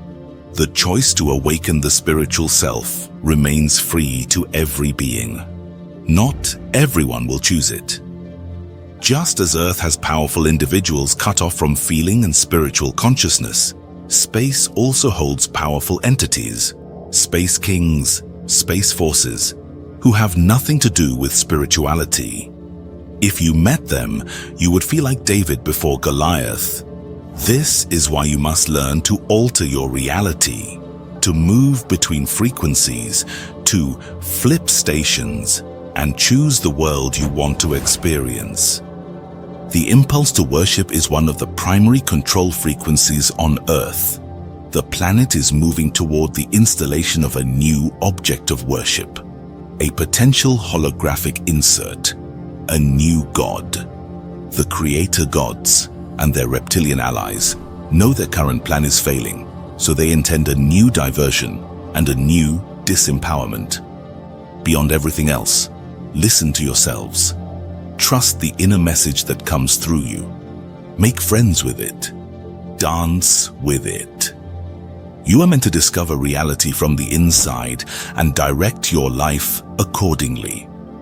That is the true gift of the free will zone. A free will zone allows all things, even tyrannies. Every being carries the potential to create its own reality. It is also a free will choice to let someone else create your reality. On Earth, most people allow others to dictate their lives. Through frequency control, you have been trained to look outside yourself for answers. When new gods appear, you are conditioned to worship them. The cycle repeats. Those who control frequency are themselves trapped in it, and you mirror each other. As you begin to follow your own inner guidance and daring, everything changes. Thought travels across Earth and beyond. Gridworks and cosmic rays form an intergalactic system that transmits what you believe into other realms. Even now, you are a living inspiration to other systems as your frequency feeds outward, just as energy from other systems is drawn into yours.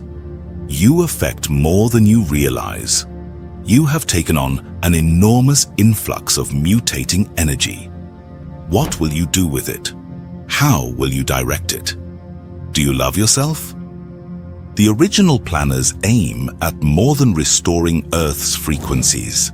They seek a universal shift in DNA and a restructuring of the vibratory rate of the entire cosmos. They achieve this by entering key zones, infiltrating, and triggering simultaneous implosions that lead to awakening within multiple centers. In time, the whole universe will change frequency. Prime Creator has taken interest in this free will zone. Prime Creator is all things and learns from all things, just as a wise parent learns from its children. It honors all creations and gains knowledge of its own potential from what it has birthed. Prime Creator needs you to bring back new inventions and experiences so that it may evolve. From a vast point in your future, Prime Creator has seen where this experiment will go if left unchecked. A probability of dictatorship lasting hundreds or thousands of years. From that vantage, the experiment is being reworked, its essential energy transmuted. You participate in that transformation by going into the depths of the system in various disguises and awakening within it. The human part of you has classified good guys and bad guys in the space hierarchy. You have consumed vast literature on this. Smash those ideas, including who you think we are. In the coming years, many who arrive from the skies will not be members of the family of light, but mirrors of the planet itself. Your lesson is authority. To stop surrendering your decision-making to governments, parents, teachers, or gods. Earth's people must become sovereign. Humans often need to be tricked before they wake up. Many of you will be frustrated, seeing mass mania you cannot live with, crowds walking toward false gods. Carrying light is an awesome task. Once you embody it, you cannot quit. Some of you will wish you could, but once the light is in you, it remains. Understand that the bad guys, space beings with whom your governments have made deals, are dealing with the same issues you are. They reflect your beliefs and dramas back to you. They have been accused of heinous behavior, of mutations and abductions. Yet they mirror your own world, your own acquiescence to leaders' actions. How is your complacency different from a cow mutilated by an extraterrestrial? The masses allow leaders to act in their name because they do not rise up. You do it for me. Tell me what to do. These extraterrestrials show you this pattern. The TV series V gave a hint of the cunning and conniving of certain entities. Such scenarios are real. There is a pending merging of human consciousness and extraterrestrial presence already being marketed to you.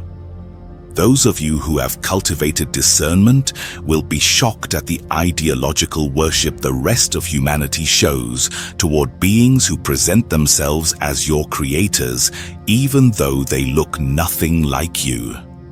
They will demonstrate great powers and share technologies, curing diseases they helped create through teaching germ warfare.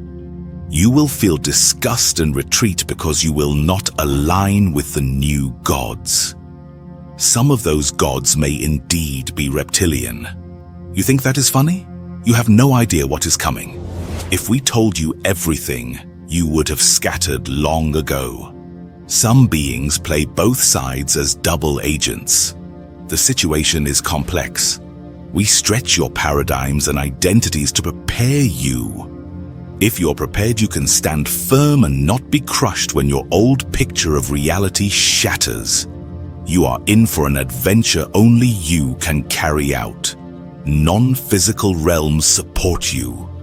Members of the family of light surround you, but it is up to you to master the laws we share and anchor them on Earth. When you live what we teach, trust identity, trust synchronicity, trust your place in the plan, you will find that even amid calamity, you can defy the limitations of humanity.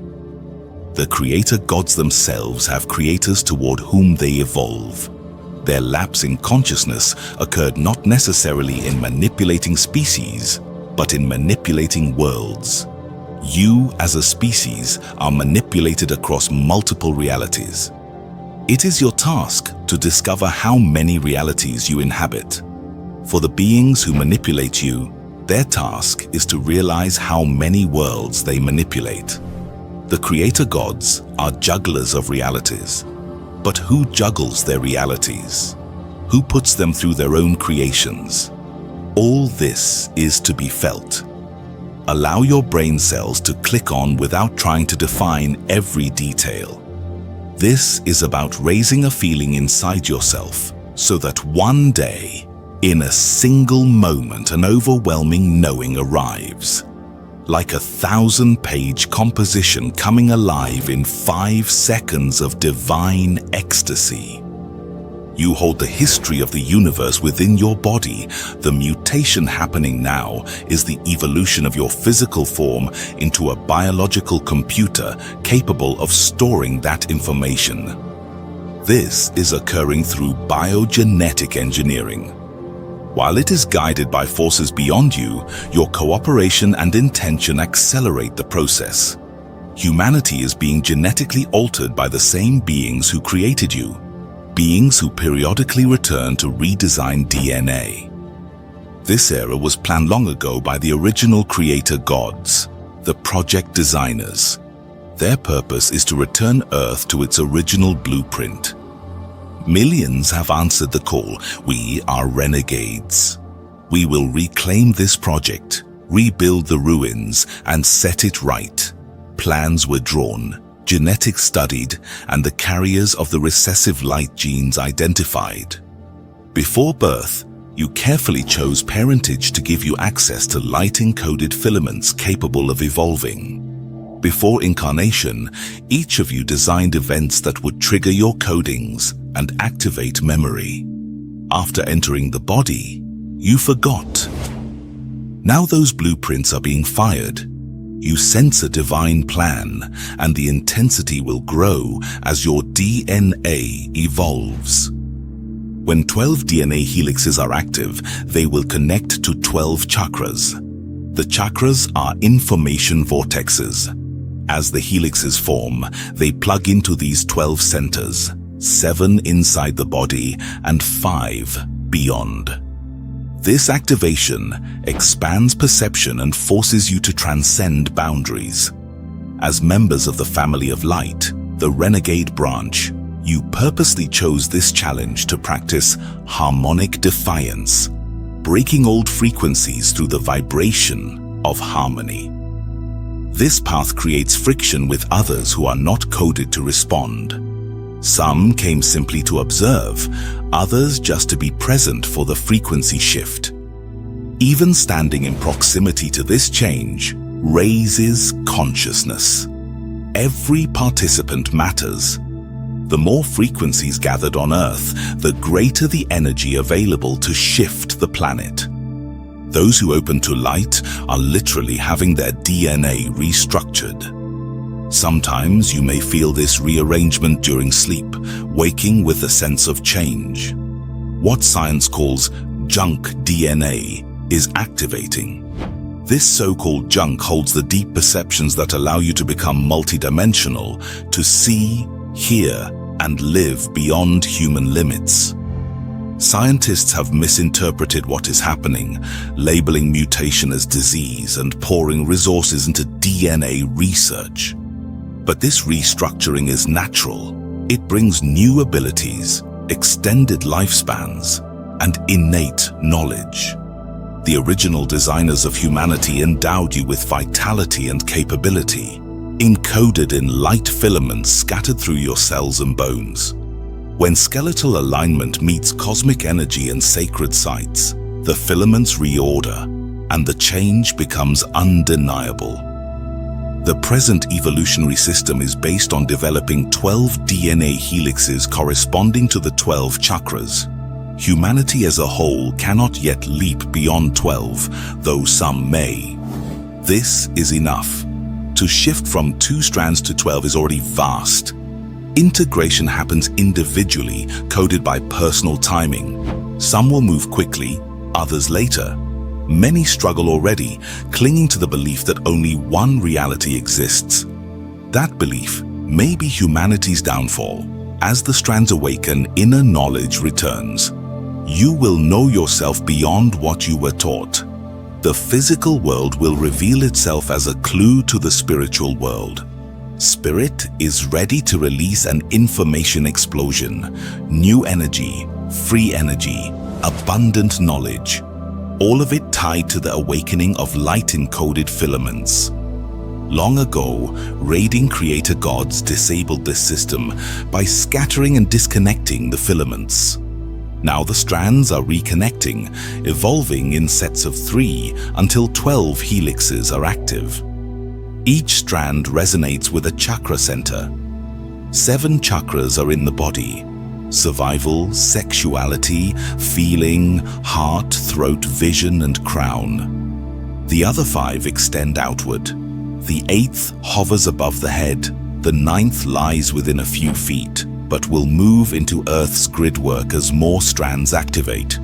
The 10th anchors in the solar system, the 11th connects to the galactic system, and the 12th roots in the universe itself. These centers provide both personal and collective information. As you learn to translate them, Life itself will change. Not everyone will experience this shift at once. Each of you carries an inner map of timing. Those who follow their plan of self will discover their exalted identity. When this occurs, life becomes effortless.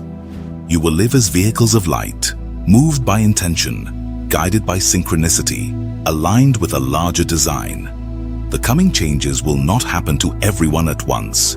If they did, chaos would result. Instead, humans will awaken in stages. Those who go through the process first will serve as way showers. They will map the path so others can follow. Roadmaps exist within the gridworks of time, and you may choose to align with them. The greater your commitment to your own evolution in each moment, the sooner the last of humanity will awaken. Long ago, humans lived in higher dimensional frequencies. You could move between realities and manipulate matter. These abilities were deliberately scattered by those who govern your reality. Every reality has guardians, and stewardship changes over time. A guardian is simply a manager of a realm, not necessarily benevolent. Some may protect, but others may keep freedom away. The guardians of Earth unplugged your natural capacities and veiled the planet so you could not access information you were not prepared to handle. Now, the veils are lifting. To enter new realities, you must first explore your own. There is no time for decades of therapy. Skills must be developed quickly so you can cover decades of inner growth in hours. You must travel the emotional highway, for the human body expresses through emotion. This is the unique gift of your species. As you open those highways, hidden memories will surface. Events you did not understand or were too painful may come flooding back. Some will rediscover childhood contact with extraterrestrials. Others will revisit buried experiences of sexuality, whether active or passive. These were suppressed because the emotional body is sensitive to judgment, and the mind judges harshly.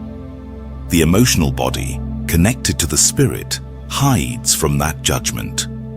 You believe you know who you are based on your memories from this lifetime. In truth, you hold many parallel existences with different memories and identities. You blocked these because your emotional body could not compute them. Much of what emerges will be tied to sexuality, which you must revisit to understand its true purpose. You will also recall the energies and teachers who surrounded you in youth. Contacts you dismissed because society gave you no support to believe them. As multidimensional memory reawakens, you will be astonished to realize entire events, even years of life, were suppressed, especially before age 12. Your nervous system simply shut down data it could not process. Yet the records are intact, and you will replay them. Now, you will be able to process them without judgment.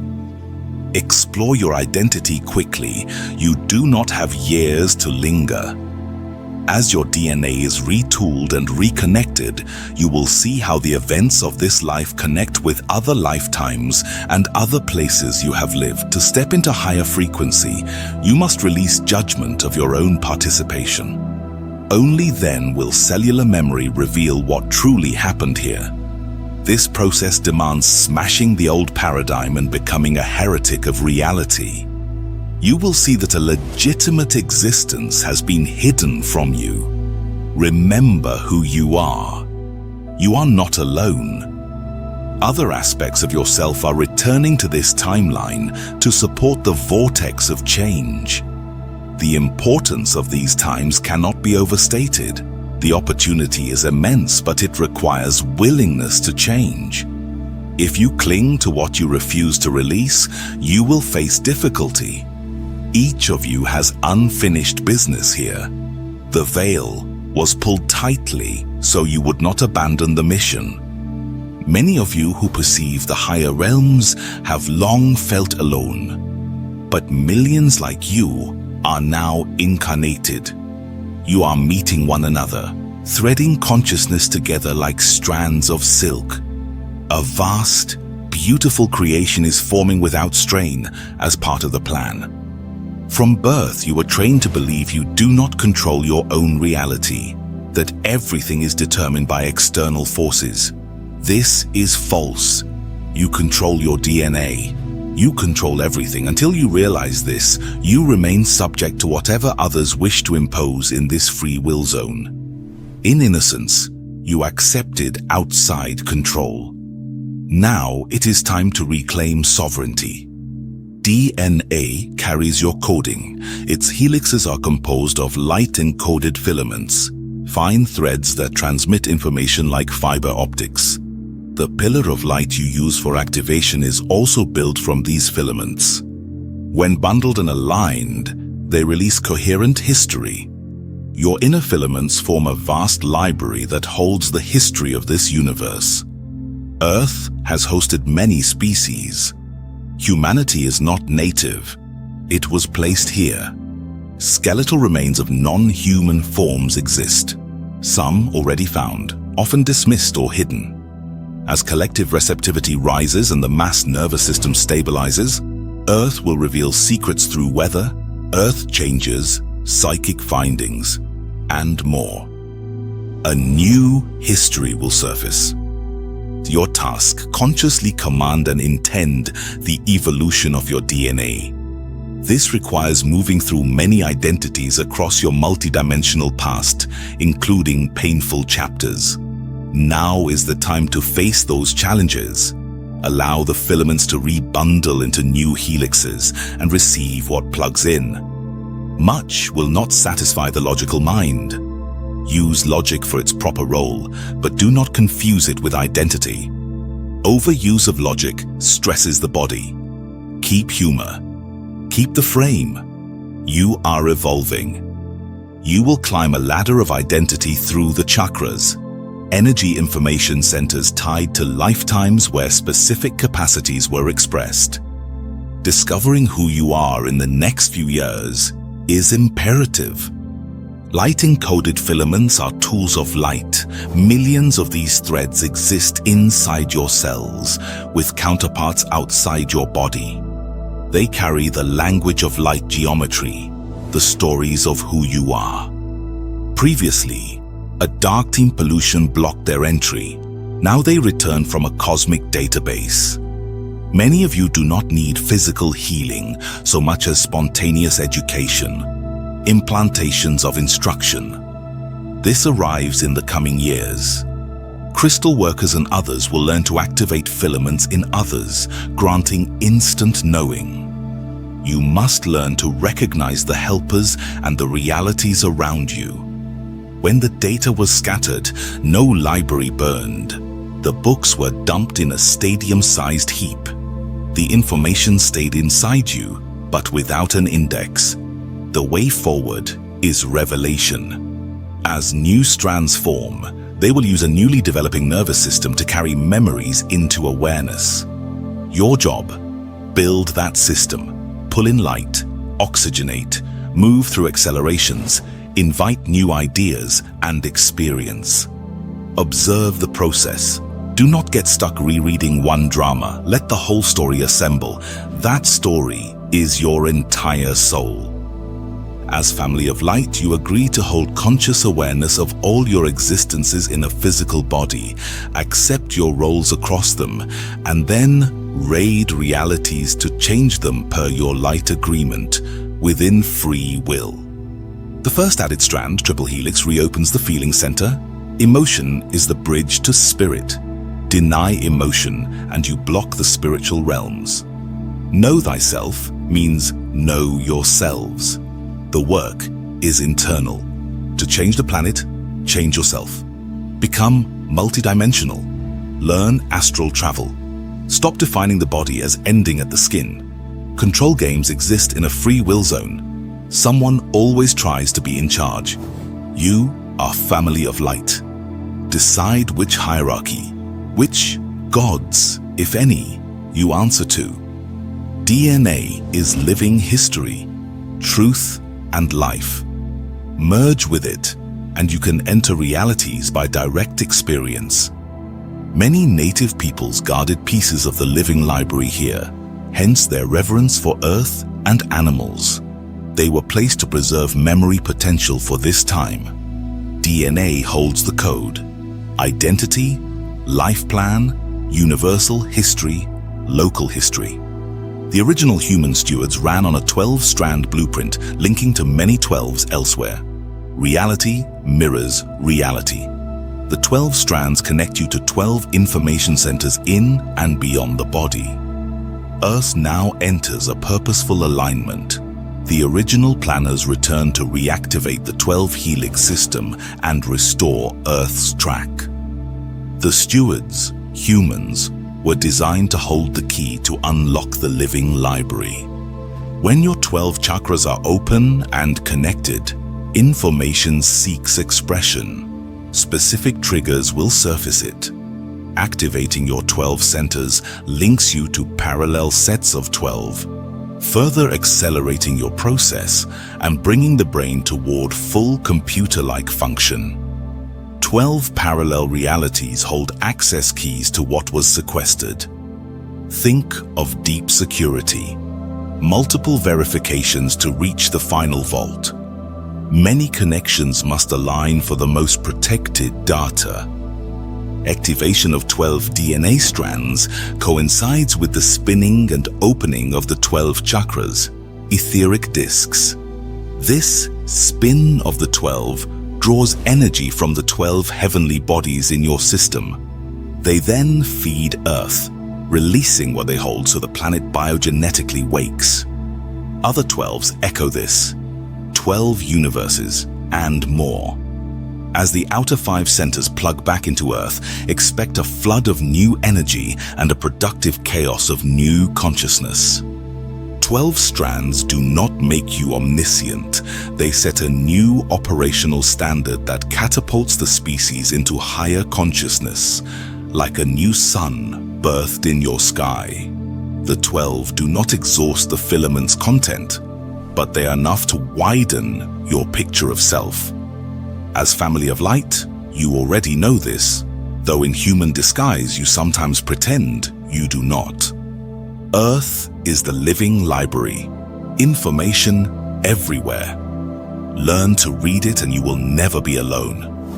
When 12 strands link to 12 centers, the library activates. Humans were the key to access. In ancient epochs, for example, the dinosaur era, massive guardians. It is time to act. Let light and spirit guide your steps. Begin to merge with parts of yourself you have not yet met. Groups like ours read probabilities with precision, and we see that Prime Creator is sending a vibration change into this free will zone. The change begins on Earth, at the edge of your galaxy. You chose to enter this experiment. Stand in courage. Trust your inner guidance. Draw energy into your body. Use it. Break human limits. That is your assignment. This path is not easy, but it delivers the rewards your soul came to find. You are cutting a new trail through consciousness toward vast vistas and new options on and off Earth. Your shift will trigger changes across the universe. Think larger, then move. Your multidimensional selves are not above you, they are you. As the stored data in your body activates, these aspects will emerge. Sometimes the shift will be subtle, sometimes sudden, like a blink, and you are in another room. A sign in a window may trigger a parallel self. You will meet non-physical facets and spacefaring versions of you. The soul will know all its parts, and each part will know the others. You will learn to hold multiple realities at once. First a few, then many, riding the fourth dimensional rate as the perceiver. You are awakening Prime Creator's capacity in miniature. Awareness of all events through all channels without fragmentation. This is the hard phase. Doubt is loud. The body says one thing, the mind another, society a third. Still, knowing grows. Commit continually. When abilities arrive, use them. Assume divine orchestration. Even upheaval enriches you. Do not mourn gold on the grass. Participate fully in each event. Observe, learn, and record the effects. When the extraordinary appears, welcome it. Ask, what can be learned now? Practice command between events. Rehearse intention as you would lucid dreaming. As a species, cultivate this stance toward all of life. A convergence of selves is approaching. Some versions will awe you, some may frighten you. All are you. Earth and you are undergoing initiation. Earth intends to act as a domino, grounding many worlds into one integrated field and translating the experience. Expect collisions of dimensions, not of planets. Some impacts will look dark. Your initiation is to meet them and recognize them as parts of you seeking merger. You are the standard bearer. You carry light. Let darkness come to light. Be clear.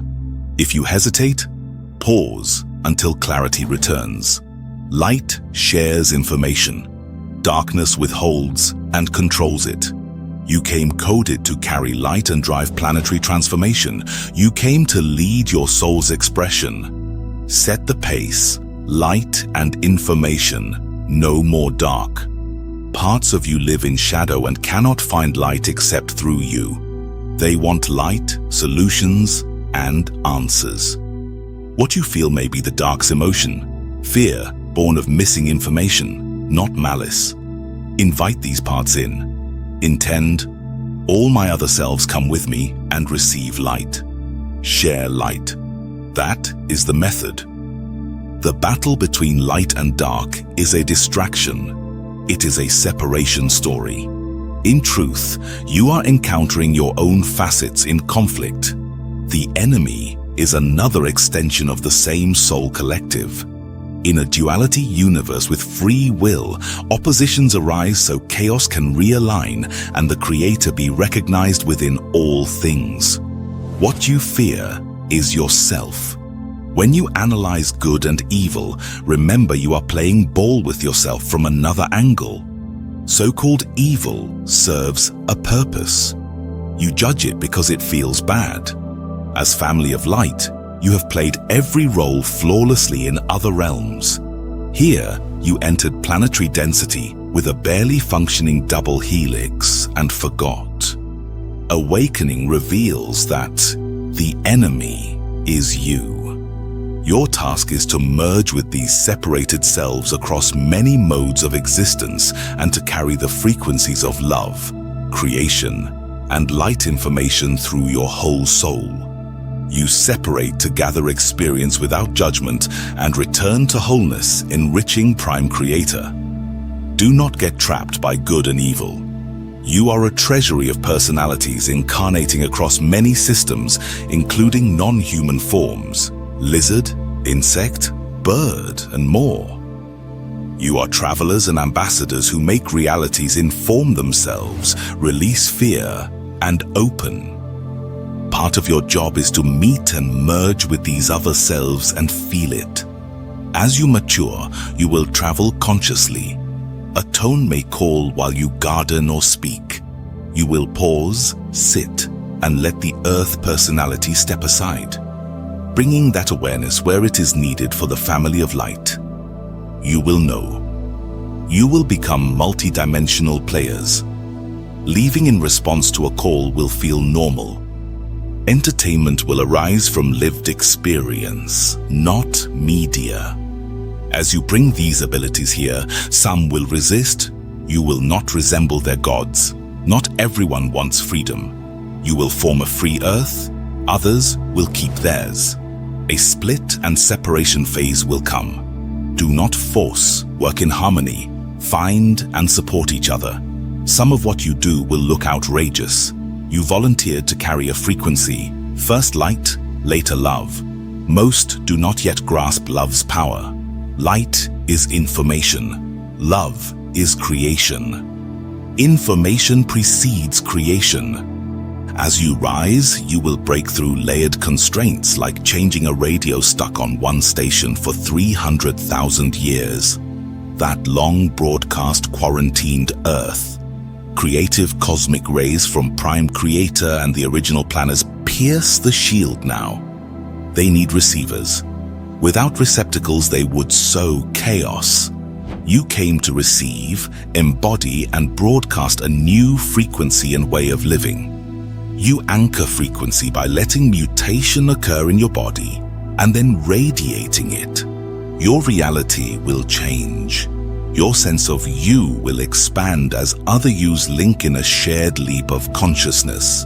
Higher knowledge demands the multidimensional self, meeting, merging, and operating as a collective intelligence in the ever-present now. You trained for this assignment. You studied the planet's manipulation history. The knowledge is inside you. We strike chords so your song can begin. If you agree to discover, deeper layers wake. You will become self-sufficient and deeply knowledgeable if you do not stop for fear. Fear will appear. It is part of evolution. Do not label it bad. If you succumb, move through it fully and transmute it. Say, I will transmute this fear. It serves me. Your creative power ends where fear begins. Life will meet you with fear. Meet it back. See how you create events to serve yourself. You are trained and coded for this. Humanity's technology has been capped by frequency control. In freer societies with inter-system travel and exchange, advances are rapid and uplifting. Many off-planet gifts have been suppressed. Some knowledge still leaked in and changed lifestyles. Film changed thought on Earth. Off-world, a holographic industry does similar work, producing holographic inserts, events that look fully real, and projecting them through portals into your reality. With human frequencies long controlled, such deceptions are easy. Holographic inserts reshape history into disinformation. Their aim is control, not uplift. Mass sky events are designed to sway large groups. Many UFO sightings are inserts. A single figure can be projected into multiple cultures at once, which is why parallel religious stories arose without contact. Inserts are indistinguishable from 3D scenes. They form sequenced events that observers swear are real. Expect many in the coming years, especially around the Middle East, as ET activity surfaces. Some events will be genuine. Others will steer consciousness toward a controlled one-world order. Inserts have distinct energy fields. Dowsing reveals their high-rate signatures. You can walk into them. They are orchestrated to ride human emotion and redirect behavior. Reality can be built and inserted like a movie. These beams are projected through portals using vast energy and interdimensional merging. The technology is non-3D. Dimensions differ by vibratory rate.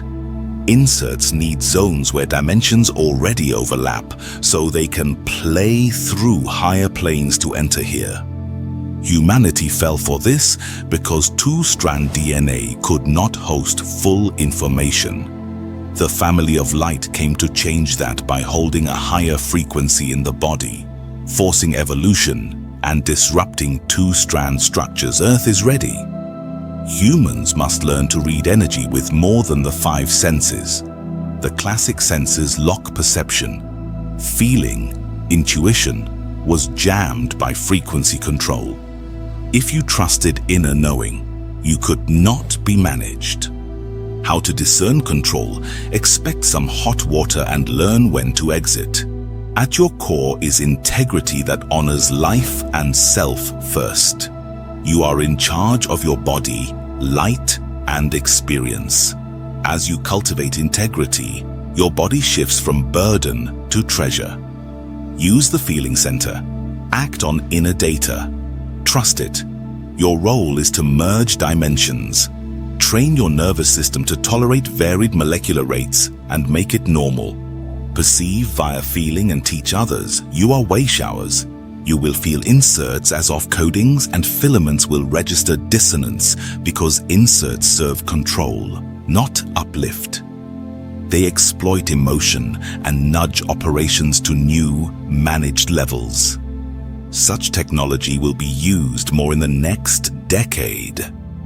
Humanity faces a sharp lesson in what is real. It is an awesome task to carry light. The time has come for you to redefine who you are on a far larger scale. Events are unfolding in the cosmos that even your leaders do not comprehend. Release the old ideas about gods as beings from the skies with special powers. Over the coming years, you will meet truths that unsettle you.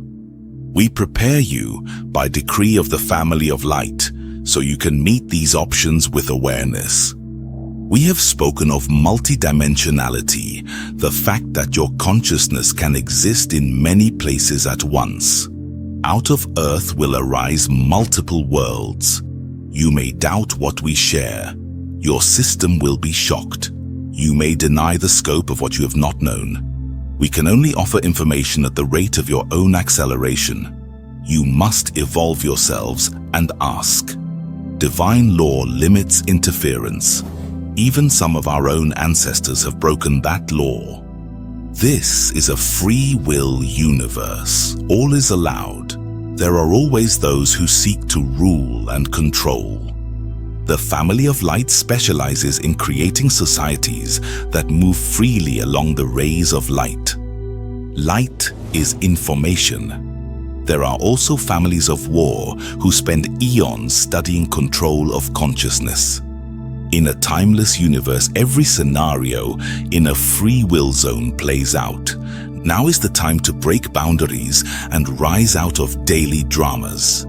Connect with the larger cosmic drama so you can better understand your own purpose. Know your identity and your ability to ride that identity into any world you choose. The story of the family of light, the return of the white t-shirts, is your story. You came here on assignment. Your worlds and identities will change drastically. Look back a year and see how much more empowered you have become.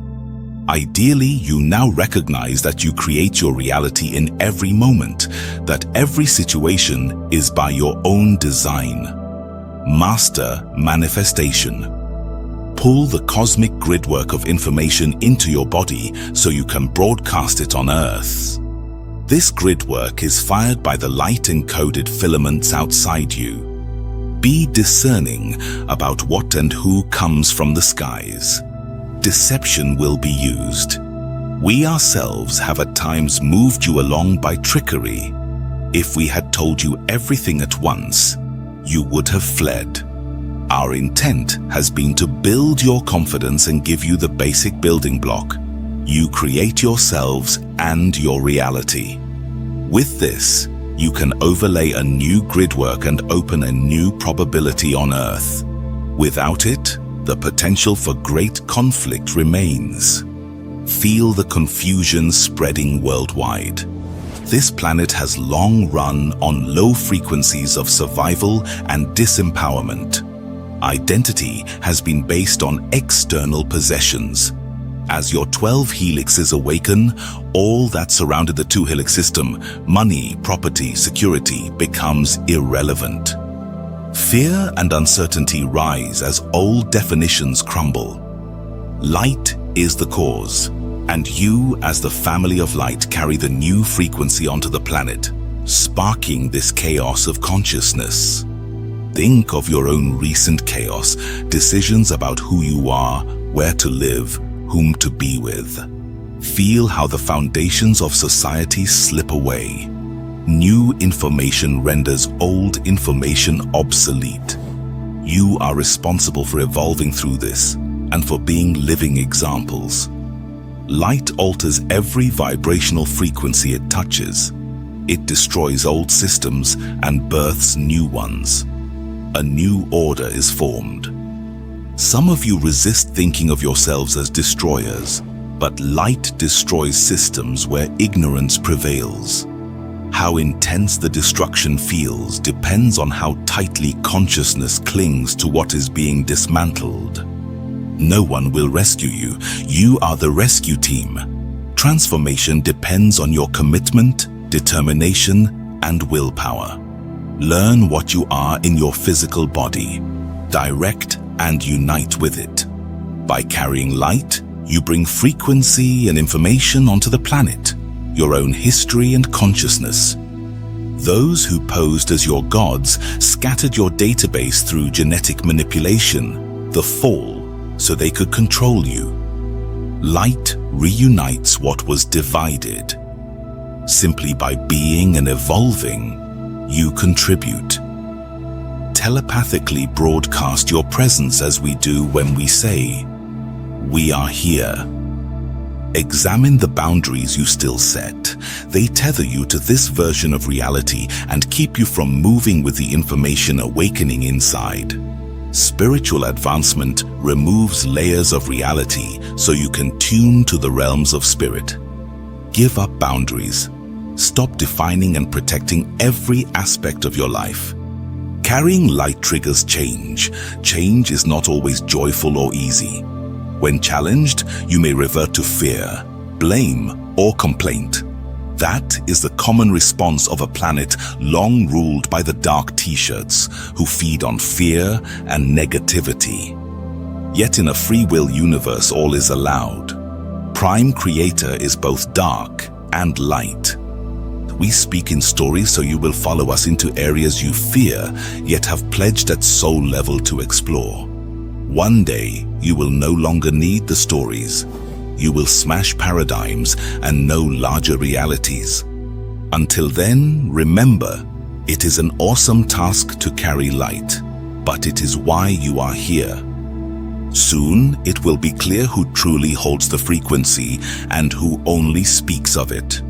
True keepers of frequency will be called to create stability on this planet. They know, without doubt, that they create their own reality. They learn to defy the usual human limits by directing their awareness and energy with precision. This is the depth of impeccability and commitment required. We are not here to flatter you. We are here to remind you of who you are, what you agreed to do, and why you came. We encourage you to remember and to discover for yourself the miracle already inside the human body. Your best service now is to hold your own frequency, not to run about saving others. Stay aware and consistent with the frequency of light, which brings information, and the frequency of love, which creates life. As the old food source for the creator gods disappears and the frequency barrier is pierced, Earth's gridwork will shift. Earth itself is going through an initiation. It cares for its inhabitants and is evolving as you evolve, moving toward a state where greater possibilities and everyday miracles become normal. You help anchor this frequency by living what you know, by embodying light. This is individual work. You may gather in groups and follow leaders, but you must evolve yourselves. As you live by your light, you will begin to feel excitement. You do not need to work with us continuously to collect information. The only continuity that matters is the one you create within yourself, seeking the meaning of what we call the exalted self.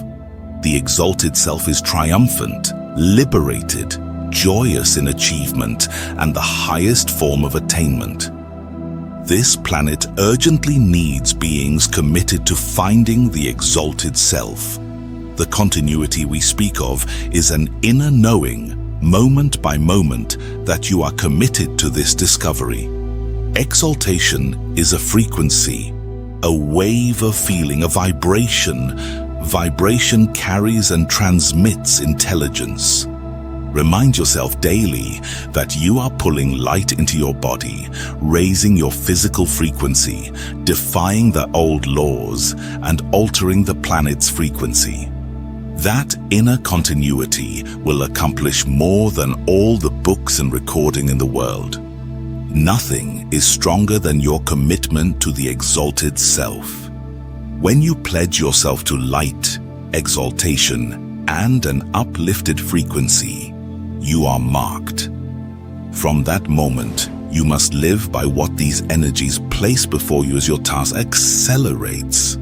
Live your light with courage. Do not hide it. Speak what you know simply, not as a fanatic, but as someone steady and clear. In everyday conversations, let your beliefs show.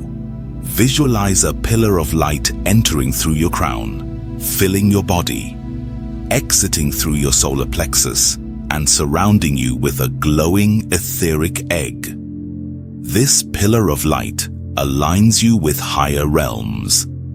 Loving yourself and Earth, knowing you are here to redefine humanity, you broadcast this commitment. It is not part-time work. It is your being. When you live your light, you draw others who wish to live the same way, and your numbers grow. Make a contract with Spirit. Employ me. Put me to work. Show me what I can do. State your intentions and your terms. Spirit allows you to negotiate as long as you serve your own evolution. True service is uplifting your own vibration, so you automatically uplift others. It is not martyrdom. It is living as an example. You may need to get feisty with Spirit. I'm ready. Accelerate me. When opportunities arise that seem illogical, consider them. The logical mind will protest. Fear will appear.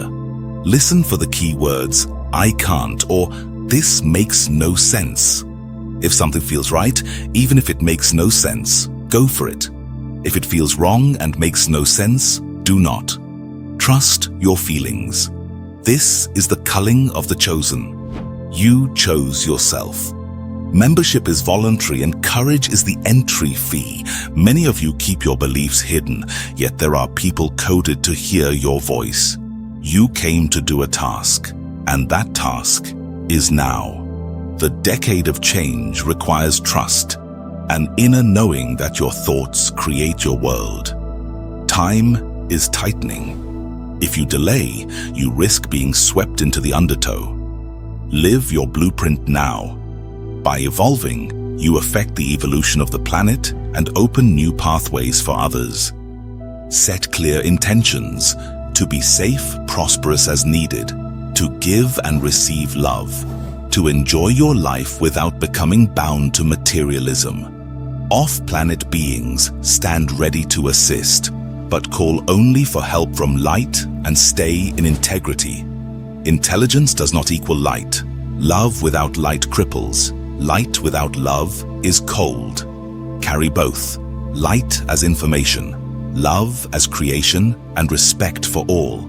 This is how you feel part of creation without fear or judgment. Ask yourself, whose purpose am I? You exist because consciousness is interlocked. All parts affect the whole. In this universe, everything is connected, unlike systems where each consciousness is independent. Your purpose is to carry information, alter your frequency, and broadcast it to others. You are electromagnetic beings.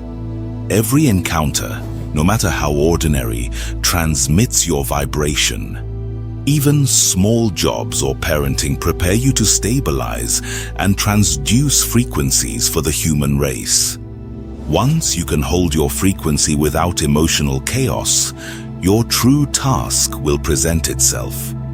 You already know your blueprint in your deepest self. What blocks it is the belief you lack talent or power. Meditation is communication with this inner knowing, not escape. Through it, you see the next step of your assignment. Your work is to anchor a frequency of information and hold it consistently. That is why frequency control on the planet has intensified, to disrupt this anchoring. Recognize it. All your experiences have prepared you to reach humans where they are. We speak as if you are not human, because to us, you are family of light on assignment, incarnated to change the system from within. Your logical mind, with its doubts, is giving you first-hand knowledge of what others will face. This develops your compassion, so you can guide without impatience. Humans have been frequency controlled for ages, their DNA altered, their psychic energy siphoned. Those who modulated humanity want only fearful logic. Use that logic consciously. Observe your emotions, your insecurities, your upliftments, then reaffirm what you truly want. Cycling through doubt is part of the plan. It teaches you the terrain others must cross. Learn compassion for yourself and for them. Spend time alone, observe your behavior. Events are arranged to bring you back on track. In the apparent chaos, there is divine order, like ingredients of a cake before baking. Most will not recognize the recipe. Each of you is an ingredient with free will to decide how you will contribute. Take down your boundaries. Stop limiting what you believe is possible. Live 100% of the time by what you want. Live cleanly and impeccably. Accept responsibility where you have not. Act as if you are divinely guided and always at the right place at the right time. Affirm, everything I do is orchestrated for my higher growth.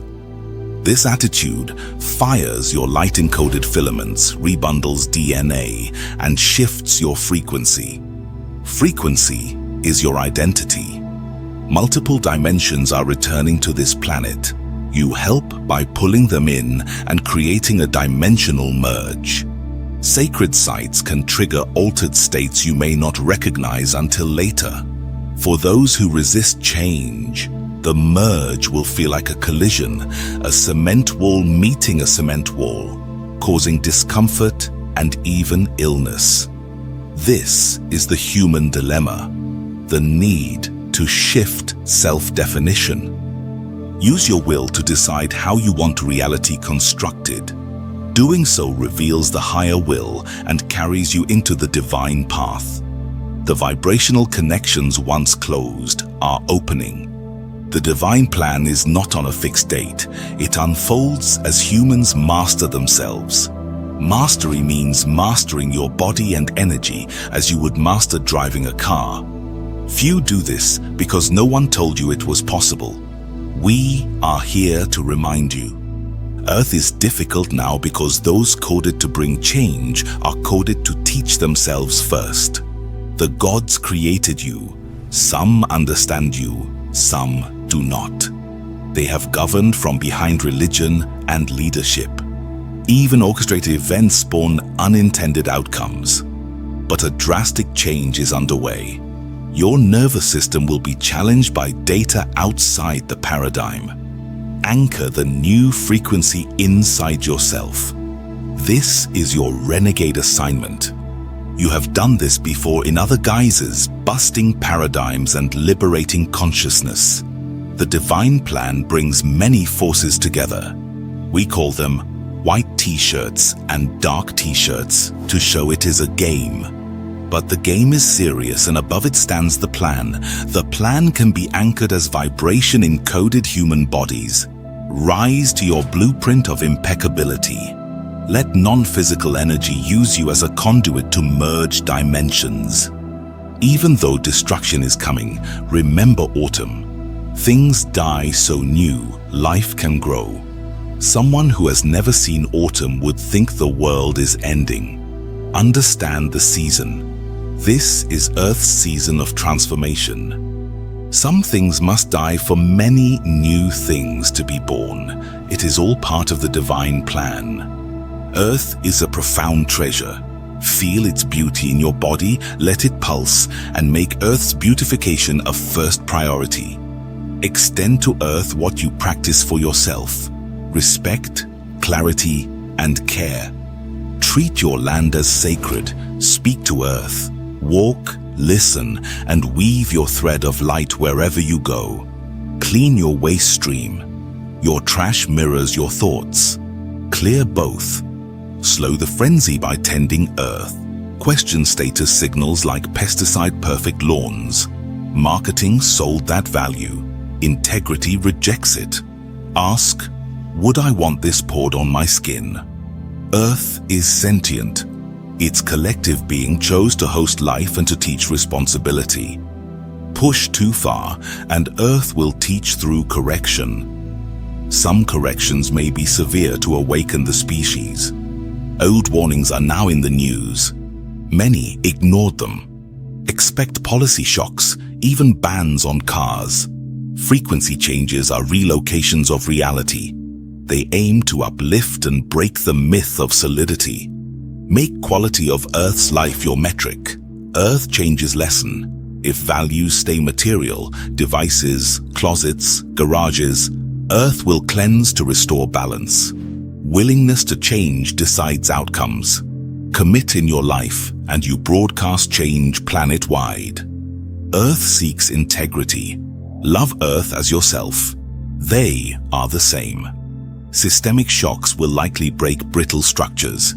Insurance, banking, debt pyramids. Disasters plus war expose the paper game, but they also catalyze human solidarity. Technologies exist to heal quickly, but responsibility must precede deployment. Honor body and planet, the two gifts that let you be here. Use this test for choices. Am I acting in integrity and in love toward Earth, animals, people, and work? Industry should ask permission and intend no harm. Do this and civilization rises. Security is illusory. When it falls, courage blooms. Use mind and intent.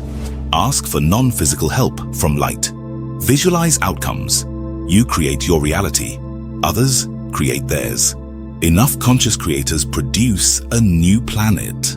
Worlds will split. Expect wars and public space dramas as cousins learn who they are.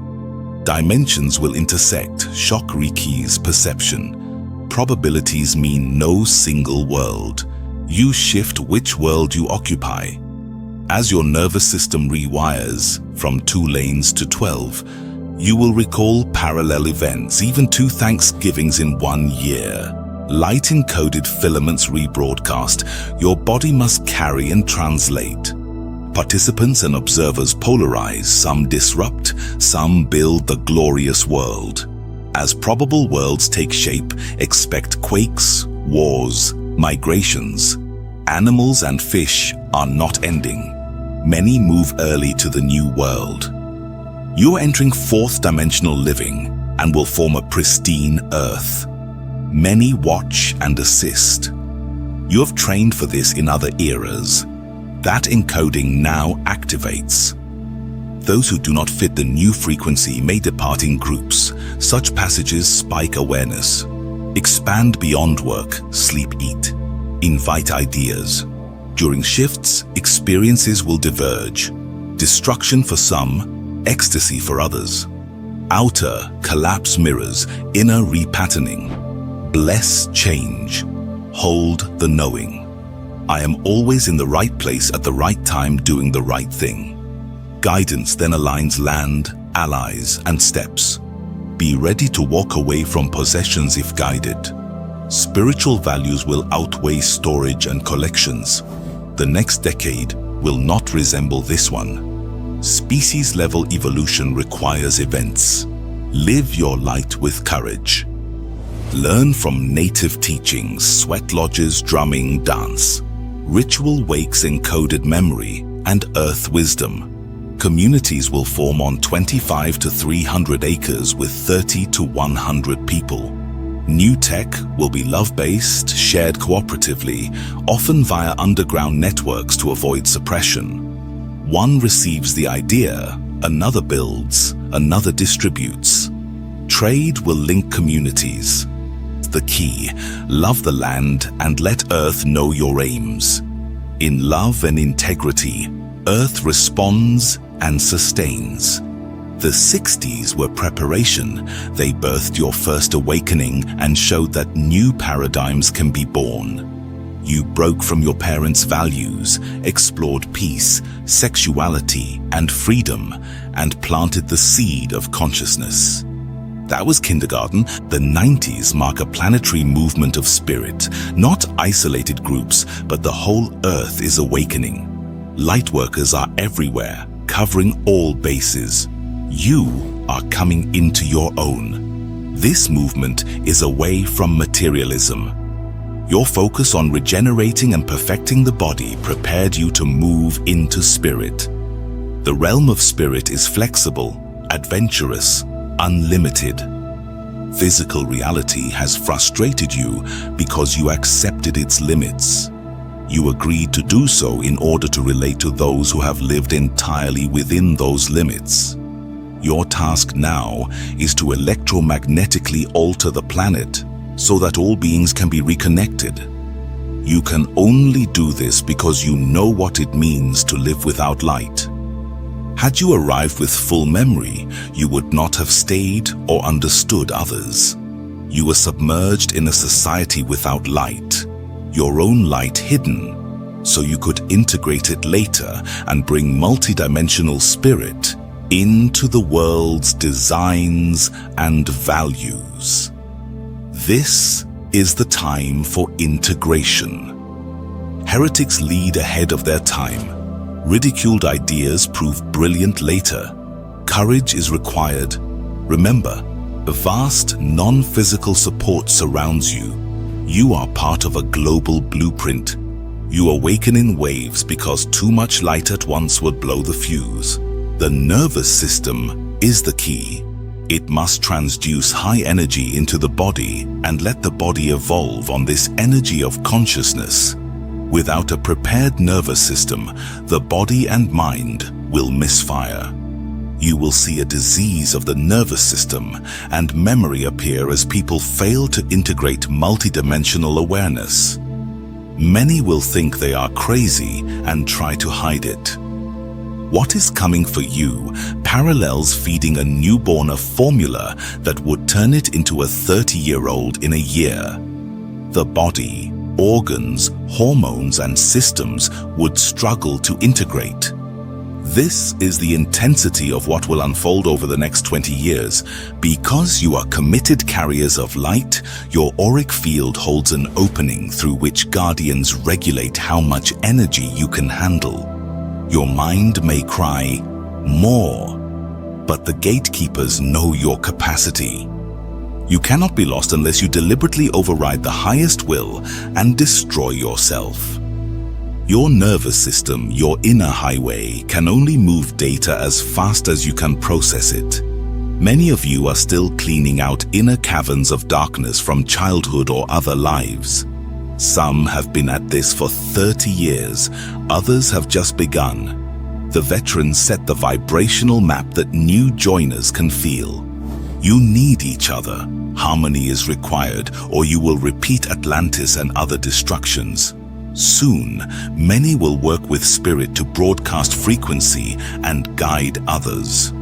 The waves of awakening will continue until spirit becomes a way of life here. This is why cosmic rays from Prime Creator now strike the edges of your galaxy. This is why so many energies have gathered to participate. Your world will split. Those choosing light will inhabit the world of light. The polarization has begun. Those clinging to fear, chaos, and control will call you witches or devils because you embody change. Most people fear change. They crave stability and security. You will need patience and compassion. Some will destroy themselves to learn the value of life. In the depths of your being, you know you move from life to life, gathering experience.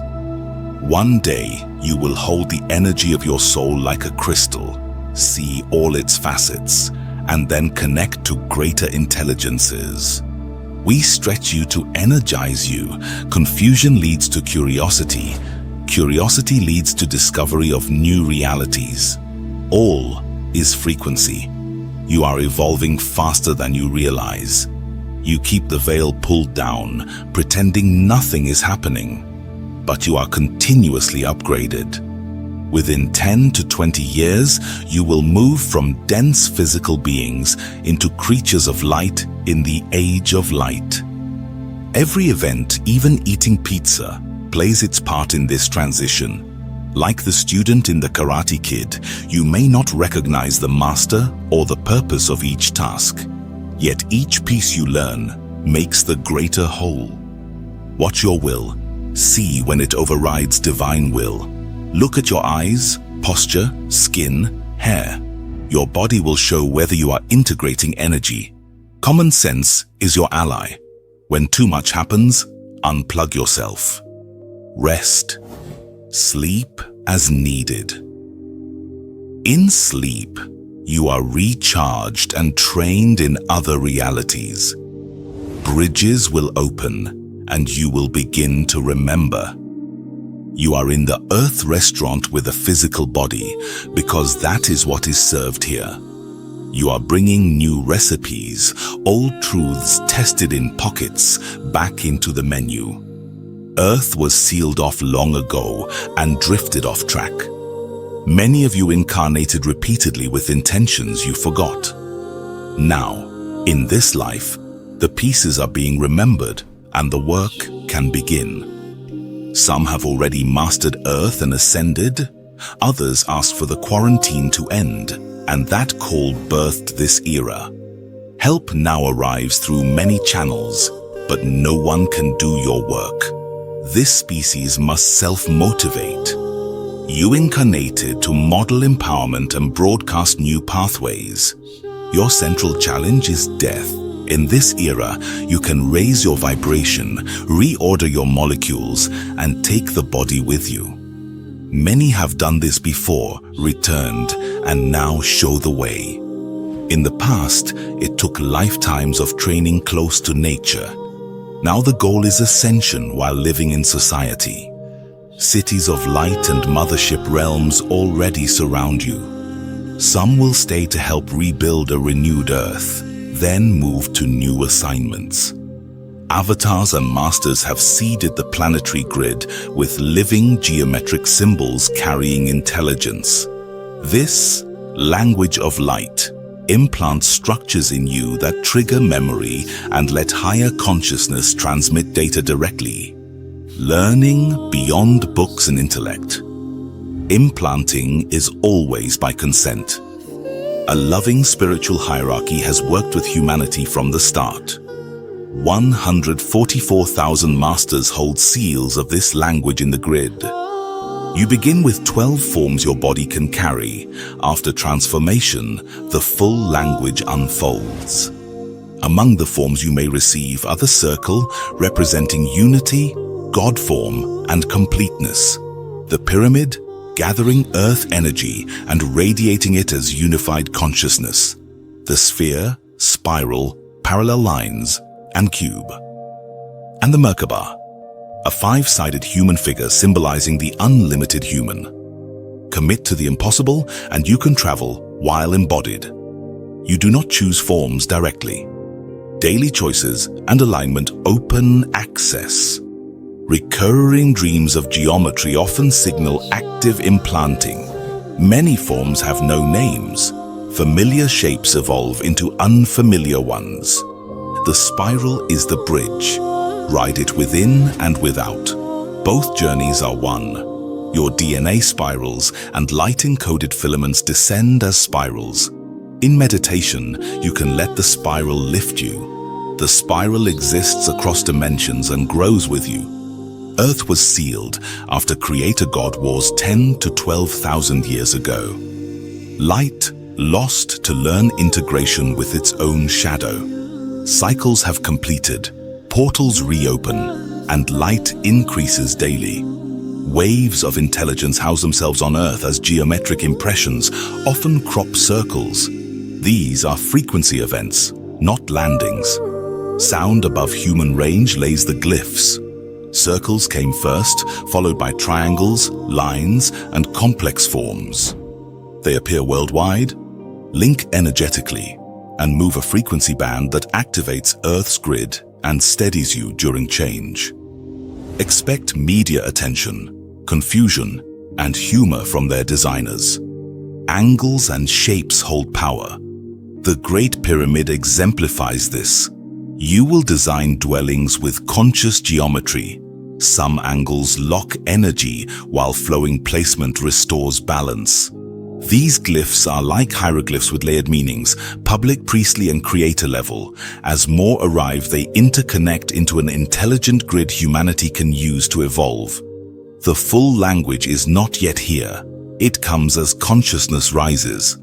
Ascension is available. Death is optional. Geometry is curriculum. Consent to alignment. Tend your nervous system. Live your light. And let the language of light teach you. We would like to extend our heartfelt gratitude to all cosmic warriors and galactic explorers for your unwavering support and deep engagement with the channel. Together, we journey through the veils of illusion, uncovering the hidden truths of this vast and mysterious cosmos. The glyphs arrive on Earth as a result of a certain evolution of consciousness. They work with vortex centers that are now drawing them in. Over billions of years of Earth's orbit, these centers have been covered, buried, or gone dormant. Many are now being reawakened because the seal around the planet has been penetrated. Crop circles are phenomenological expressions of consciousness. They appear to show that the reasoning mind cannot control all data, much as it would like to. These events intersect with the coding of consciousness in all human beings. When reality cannot be explained, a niche opens within consciousness. Because crop circles are completely beyond the logical mind, they force the consensus view of reality to expand. Reality, as formally designed, cannot house these events as a possibility. They are triggers that move reality beyond its own limitations. Crop circles exist to force reality to move, to get you feeling rather than thinking. Most who explore the circles think their way through them rather than feel their way. Great Britain has a concentration of them because in general the British hold a logically oriented consciousness. Yet the land of the British Isles is imprinted with megalithic spirals and stone forms that have deeply imprinted the intuitive faculties of its inhabitants. This phenomenon has no logic to it. It forces a logically oriented society to recognize something that makes no sense and does so in a playful, obvious way, without threatening anyone's view of reality.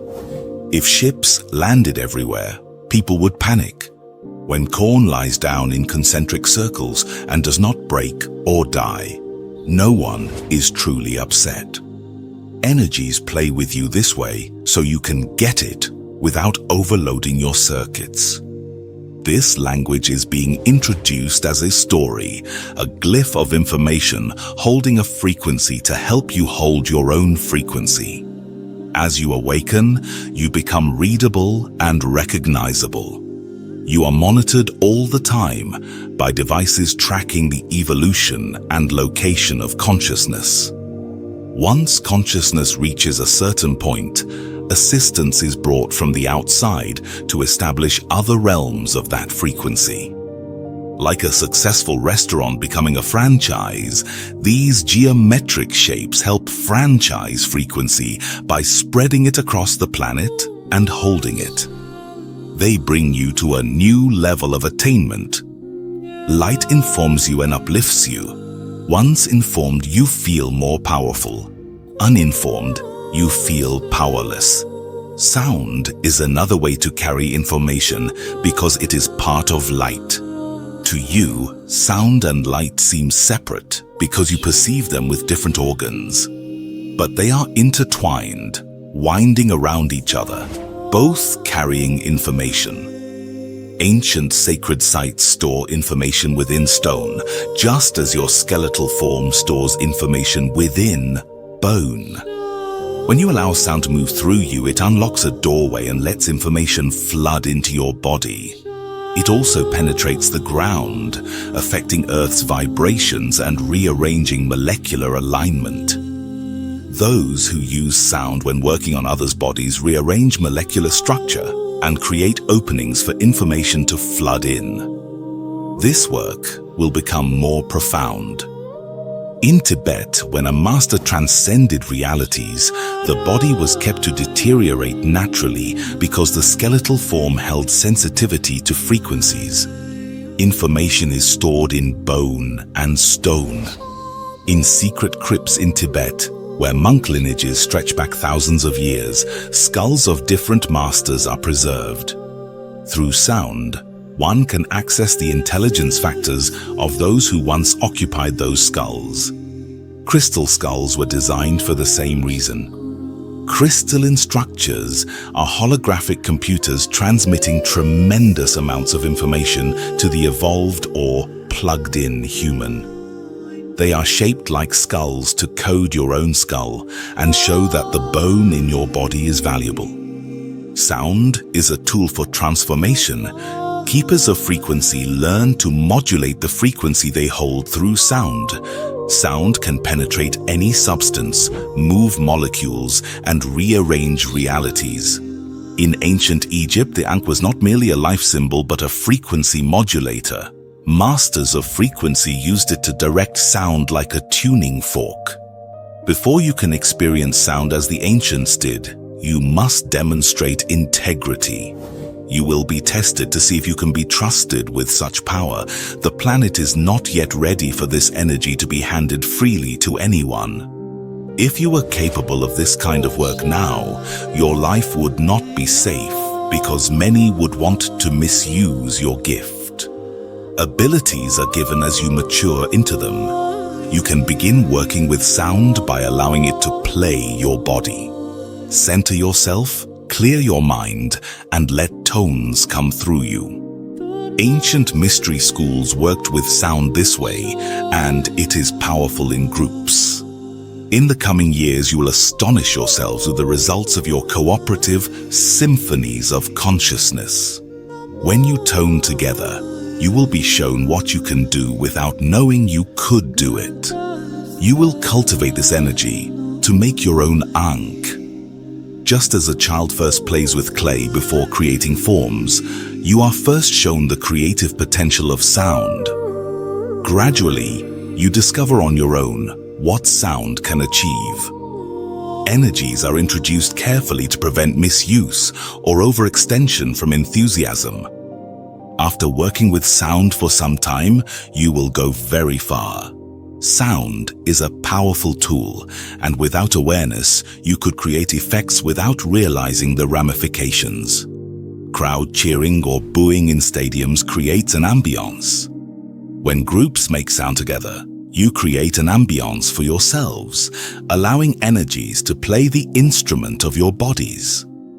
You let go of preconceived ideas and allow melodies and energies to represent themselves on the planet through you. You become channels, just as our vehicle allows us to enter your reality through her body. You allow a vibration to come onto the planet in its full glory through your bodies and joint cooperation. You birth something new in emotion because it connects you to feeling, allows you to recognize different states of consciousness. The logical mind resists other areas because it holds to its own identity. Feeling discerns differences and always acknowledges other states. Sound brings about emotional feeling. When you create harmonics of sound, your body remembers light, cosmic love, and other worlds. It comes into joy, or sometimes deep sadness, accessing a frequency it has longed for. Sound connects you to the evolution of your DNA helixes. It is a conduit to higher chakras beyond the body. You cannot access these logically. You must access them by feeling, and sound connects you with feeling to understand the information. If sound could be pictured, some of you would be entranced watching it. In some realities, sound pictures itself. You feel its movement and language when you wave your body or hands. You experience the richness of this communication and the multidimensionality of all things by feeling sound express itself. It has its own language and form. The body recognizes sound frequencies. Great master musicians such as Beethoven and Mozart were coded to bring in stable sound information during times of planetary darkness. Lower vibratory rates were translated into their minds to keep remembrance open in humanity. Sound will evolve. Human beings can now become the instruments for sound through toning, allowing energies to use their bodies without controlling the range. Spirit plays, and you observe the symphony you and others are performing. These harmonics can be used in profound ways.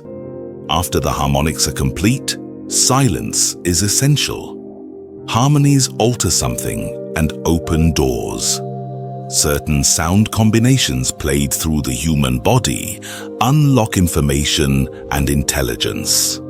Silence afterward allows absorption and ecstatic states through breathing. When you tone with others, you access the group mind in a way not possible before. It is a giant leap in consciousness. Harmony is the key word. When the entire planet creates a harmonic of thought, the planet will change. You are working toward this. You will broadcast a frequency that travels and ignites a longing for the return of harmonics within humanity. A return to the power of the group mind and simultaneous empowerment of the individual. Intention is crucial. Sound doubles and quadruples itself with its own impact. If you are not clear about your intentions, sound can envelop upon itself and grow beyond its original capacity. Sound stirs energy up, creating a standing columnar wave, building frequency upon frequency. This energy can be directed anywhere. The people of Jericho marched and created a standing wave that built so much energy, the city walls imploded. Native dances, rattling, shaking, and moving in circles create the same energy. When you make sound in a circle or within a pillar of light, you create a column capable of more than you realize, creating or destroying realities. Among war-oriented tribes, the war hoop invoked non-physical forces to accompany warriors in battle. This kind of sound let energy move through a portal and create a standing column. Hearing a war hoop makes many uncomfortable because it reminds them of sound's power and their responsibility. Some of you fear the sound of your own voice speaking out. You carry cellular memory of sound's impact. Sound links you to places your intellect cannot. You cannot categorize sound, you must experience it. Misuse happens through intent. Sound can be used to manipulate others. Sirens in cities create fear, altering frequencies in a base way. Those who make such sounds know their effects on the psyche. They hypnotize and imprison awareness into a vibratory rate, subduing it. Television and other devices also do this. Sound is a powerful ally, but is used to control. We share this to bring you to greater self-empowerment. You are not powerless. Your mind designs your experience regardless of technology. Those who act with impeccable guidance and commitment to harmony align with their dimensional counterparts doing the same. You build bridges of light and open portals. Those who recognize the call to use sound as part of their work will evolve rapidly. You will be called to represent gatherings of consciousness and to change available frequency with your sound.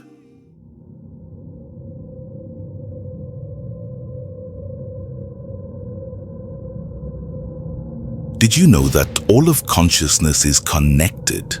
Nothing exists outside the whole. Your life has meaning because you contribute to this collective design. You are both a receiver and transmitter of energy and information, part of a chain reaction where each being affects the next. This universe works like a vast system of interlocking energies, a domino effect of consciousness. Some universes allow total independence, but Earth's system is interdependent. Everything you do influences everything else. Here, free will exists within connection, not isolation. Your task is to carry and share information, light in the form of frequency. The more aware you become, the higher your vibration. Every thought, emotion, and action sends out energy that others feel. Your role, no matter how ordinary it seems, has impact. Whether you serve food, teach, or parent, your vibration changes those you meet. When you hold steady, emotional balance, you anchor new frequencies for the planet. Each person has a blueprint, a life plan. You already know it deep inside, but fear and logic can hide it. Meditation reconnects you to your plan. It's not an escape, but a way to receive clear direction. As you grow, your purpose often becomes to stabilize energy, help others heal, and maintain frequency for humanity's evolution. When you stay calm and consistent, that frequency strengthens the planet itself. Everything in your past has prepared you for what's coming. Every skill, job, and hardship has built understanding. You are part of the family of light, beings who incarnated here to help awaken humans and prevent destruction. You are learning from inside the system how control, fear, and logic have kept humanity limited. By experiencing it yourself, you learn how to guide others through it with compassion. Humans have been conditioned through frequency manipulation to think only logically and fear intuition. Use logic, but observe it. Notice what emotions and beliefs it triggers, then choose consciously to evolve. Doubt and struggle are part of the learning process, helping you empathize with others still trapped in fear. Spend time alone to observe yourself. You will see patterns and hidden order behind life's chaos. This process is like baking a cake. Each ingredient seems messy and separate until heat. The catalyst transforms it into something whole. Humanity is now in that mixing stage. A new creation is forming. Every person is an ingredient in the universal recipe. You have free will in how you fulfill your role, through hardship or peace, resistance or flow. The limits you believe in shape your life. When you remove those limits and live from trust, you align with your true purpose, to be boundless, free, and aware that your every thought shapes reality. Live your life as if you are divinely guided. Take full responsibility for your thoughts, choices, and actions, even in areas you've never considered before. Tell yourself daily, I am always in divine guidance. I am in the right place at the right time. Everything that happens supports my higher growth live as a keeper of frequency, someone who carries light and raises vibration. When you hold higher energy, your DNA awakens. You begin to remember who you are. Earth is entering a great dimensional shift. Different realities are returning and merging with this one. You may already feel this when visiting sacred places or during moments of deep awareness. Time feels altered. Energy intensifies. That is the dimensional merge. For those who resist change, this same process feels harsh, like two walls colliding. Fear and refusal to evolve can cause physical, mental, and emotional strain. Healing and growth come from openness, not resistance.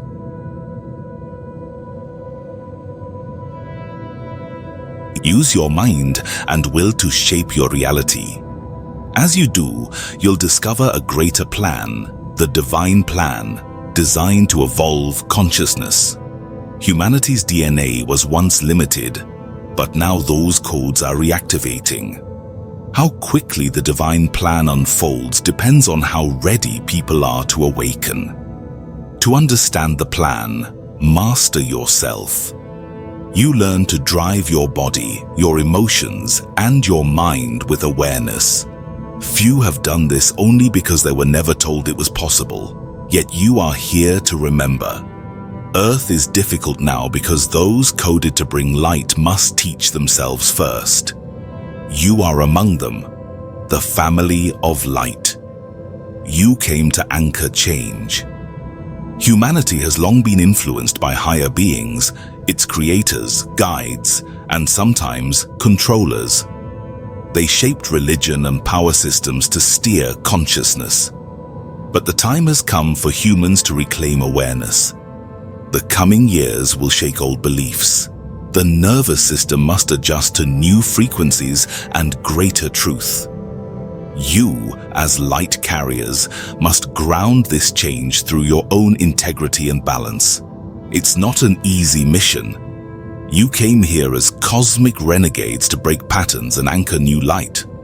Life may seem chaotic, but death and renewal are part of nature's rhythm. Earth is in her autumn season. What fades now makes room for what will grow next. This, too, is part of the divine plan. Emotions are the key.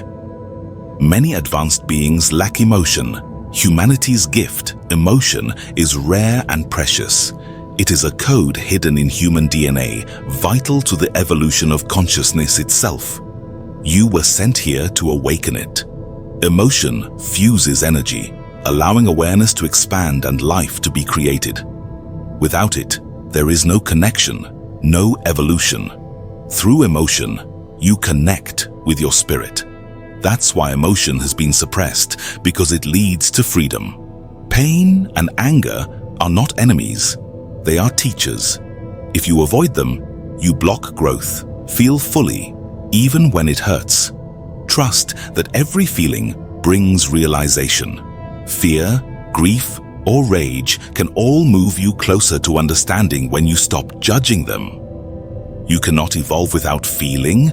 Emotion gives life meaning. It connects you to others and to multidimensional reality. Learn to trust your feelings. They are your navigation system between worlds. When you stop fearing emotion, you open doors to deeper wisdom, to higher consciousness, and to the remembrance of what you truly are. Living light, awakening through experience. Anger and pain are not meaningless. They serve a purpose. They move you toward understanding if you let them. The goal is not to suppress them, but to stay centered while feeling them. Being centered does not mean unmoving. It means allowing emotion to rise and fall without losing balance. Your emotions are nourishment. They form your frequency and shape your identity. Through them, you send out your personal signal to the universe. You will have to face your own boundaries, the limits you built to protect yourself. Most people want to skip this step and leap straight to freedom. But the very emotions that built those walls must be felt and released. When you face a boundary, look at it without judgment. Ask where it came from, what purpose it once served, and whether it still serves you. Once you see and accept it, it begins to dissolve. Do not label challenges as difficult. That makes them harder.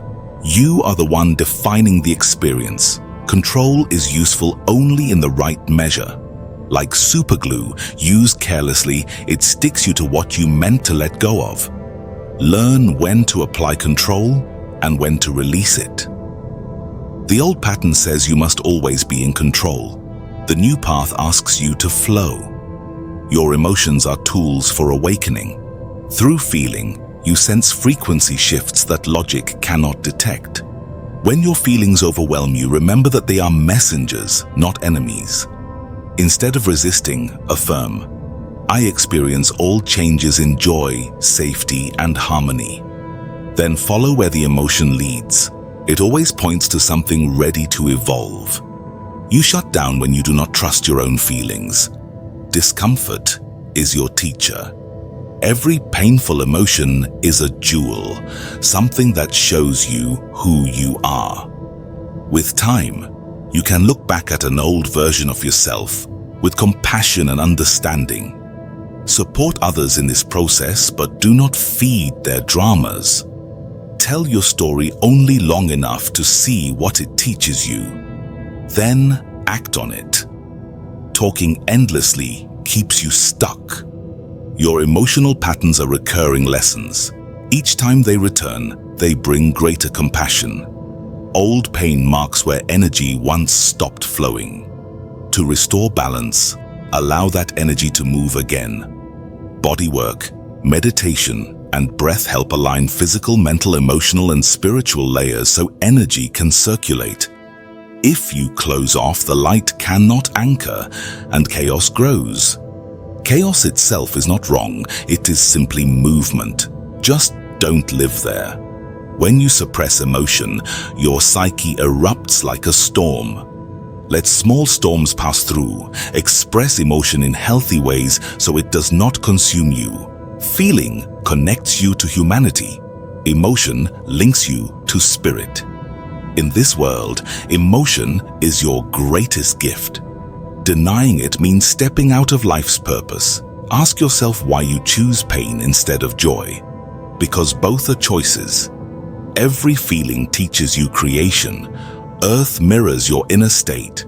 She too is alive and feeling. Treat her as sacred.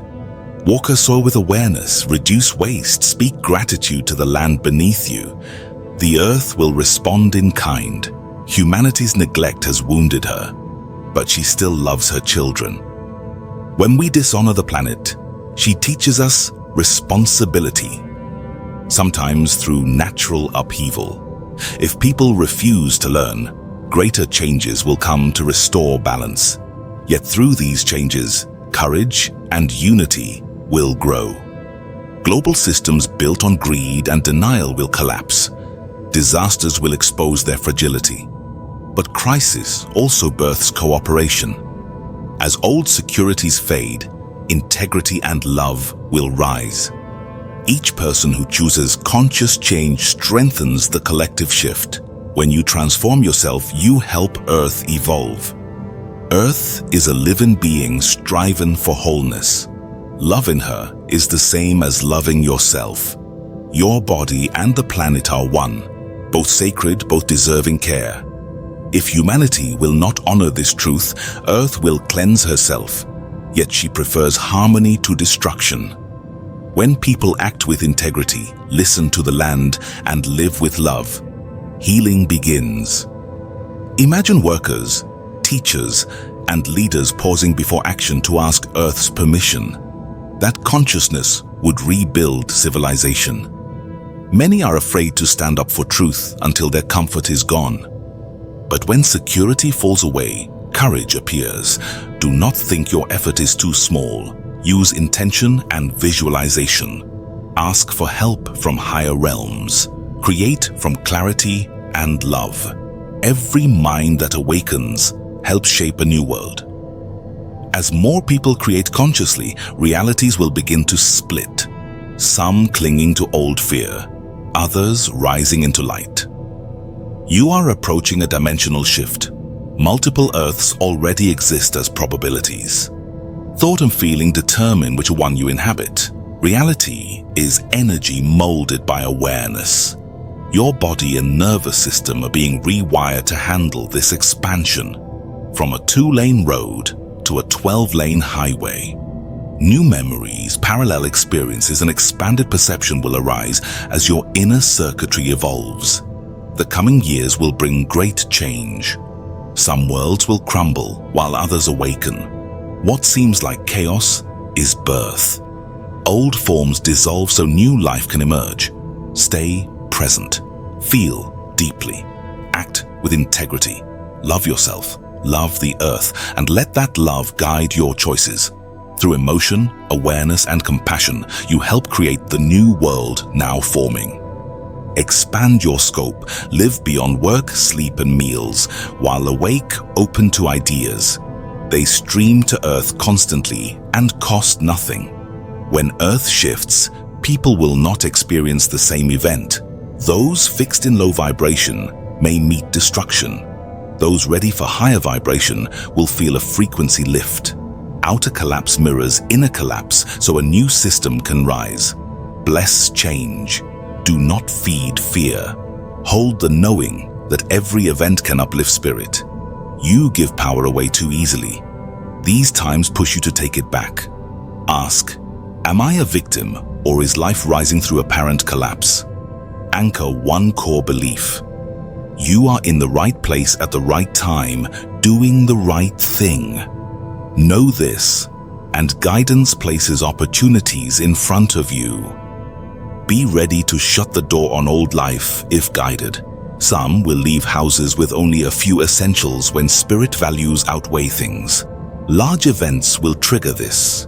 Humanity must evolve. Within 10 years, life will not look like today. This is species-wide, not a handful. Your task is courage and living your light.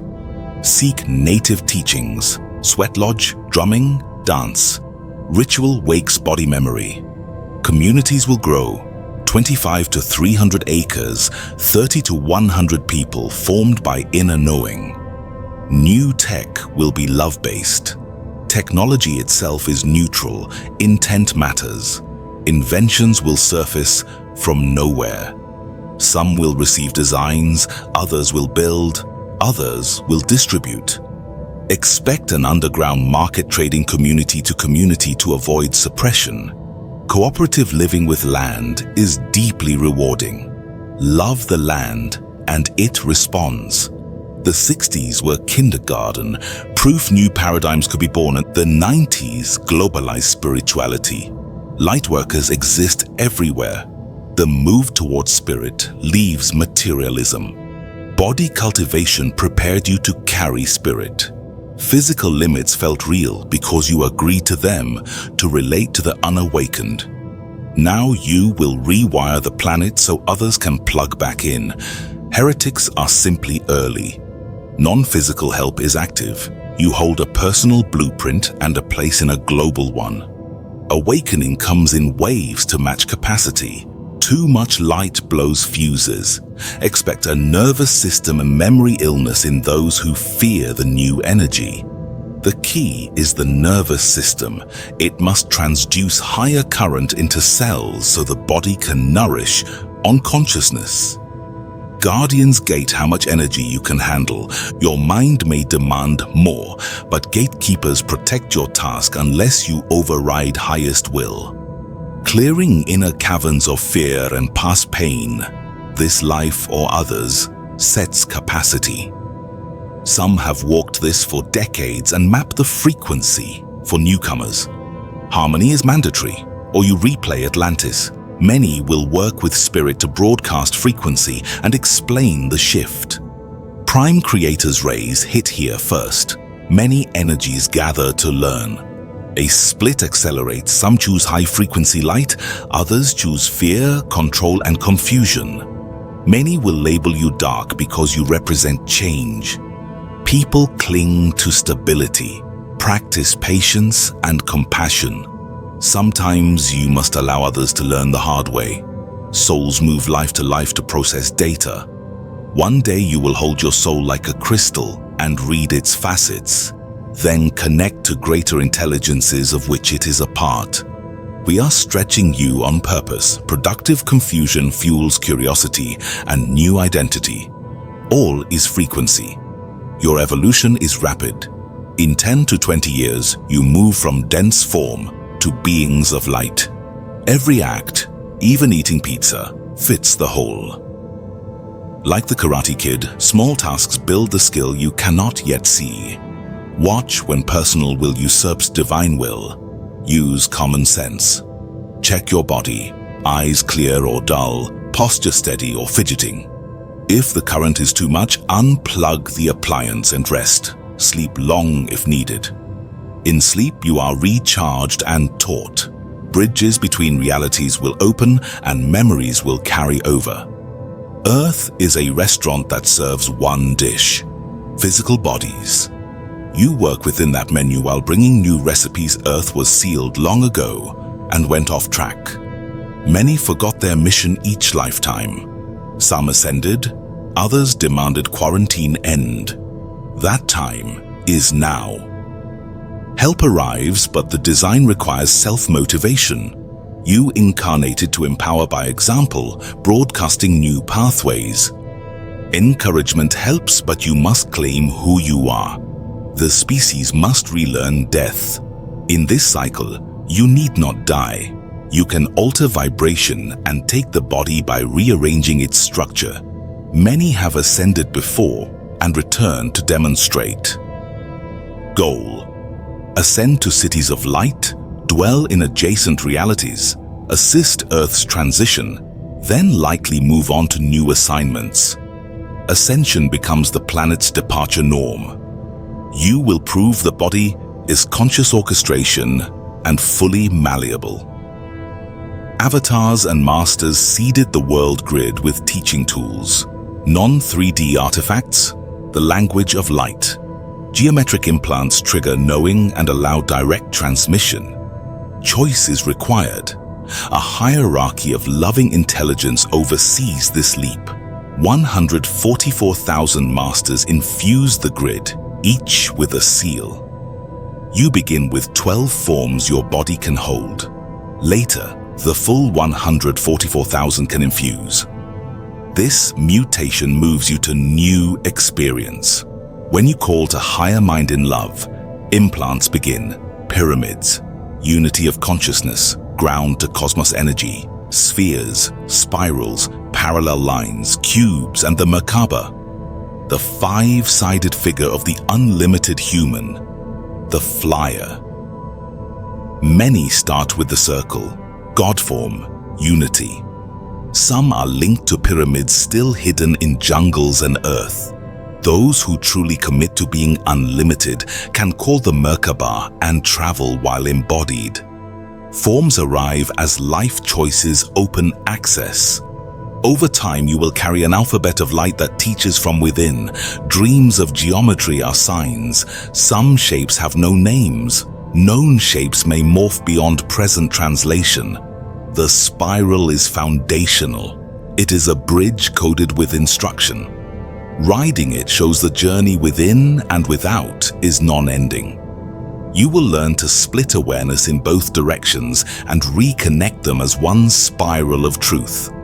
Your cells hold the universe's full history. Treat the body as a golden library. Learn to read it in this lifetime. The path is twofold. Go within and go without, and see they are the same.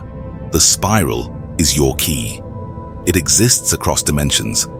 You first know one facet, then discover endless layers. DNA is a spiral. Light-encoded filaments descend in spirals. In meditation, visualize a tornado spiral, step into it, and ride it. It is a doorway to other realities. The language of light geometry comes from people who once lived here, broke human limits, awakened abilities, and then crystallized their knowing as living symbols. These beings now exist as geometric intelligences. Whole universes of such systems visit ours. Crop circles and related ground glyphs are frequency imprints, not mere actions. They implant song, story, and language into Earth's surface. Their number will grow. They help you hold frequency and live your light. Form holds power. Future homes will use non-rectilinear shapes. Angles and degrees store and transmit energy. Some angles feel harsh. A bed jammed in a 90-degree corner can lock energy. Centering a bed can let energy flow. Pyramids show perfected angle use. Earth once went under quarantine after wars between creator gods. Barren zones remain as scars. 10-12 millennia ago, light lost, and the planet was sealed. Light must integrate its own dark, since Prime Creator is in all. Cycles are now completing. Portals reopen. Light influx rises daily. Intelligence enters as waves that inscribe geometry. Sometimes ships land, but often it's pure wave. A sweeping wave of light will come. Geometry is evolved intelligence. It carries vast information beyond speech and text. Many circles start as simple rings, then advance to lines and triangles. They appear in Europe, the former Soviet regions, the Americas, and the US, regardless of media denial. Like hieroglyphs, they speak on several layers: public, priestly, and creator level. These shapes are spaced globally to move a frequency band around Earth, linking vortex sites and reactivating the grid. If all appeared in one field, the effect would be immediate and unstable. Their purpose: stabilize you through the frequency rise, ease the weirdness, and nudge consensus reality past logic's limits. Britain receives many because its culture is highly logical, while its land carries megalithic spiral memory. Gentle play avoids panic. Landing fleets would shock. Concentric corn does not. You are monitored for consciousness thresholds. When a region reaches a mark, outside aid franchises the frequency by placing new glyphs elsewhere. The full language is not here yet. More will arrive as consciousness invites them. Light informs and empowers. Sound is light's partner and carrier. Stones at sacred sites store data, as do your bones.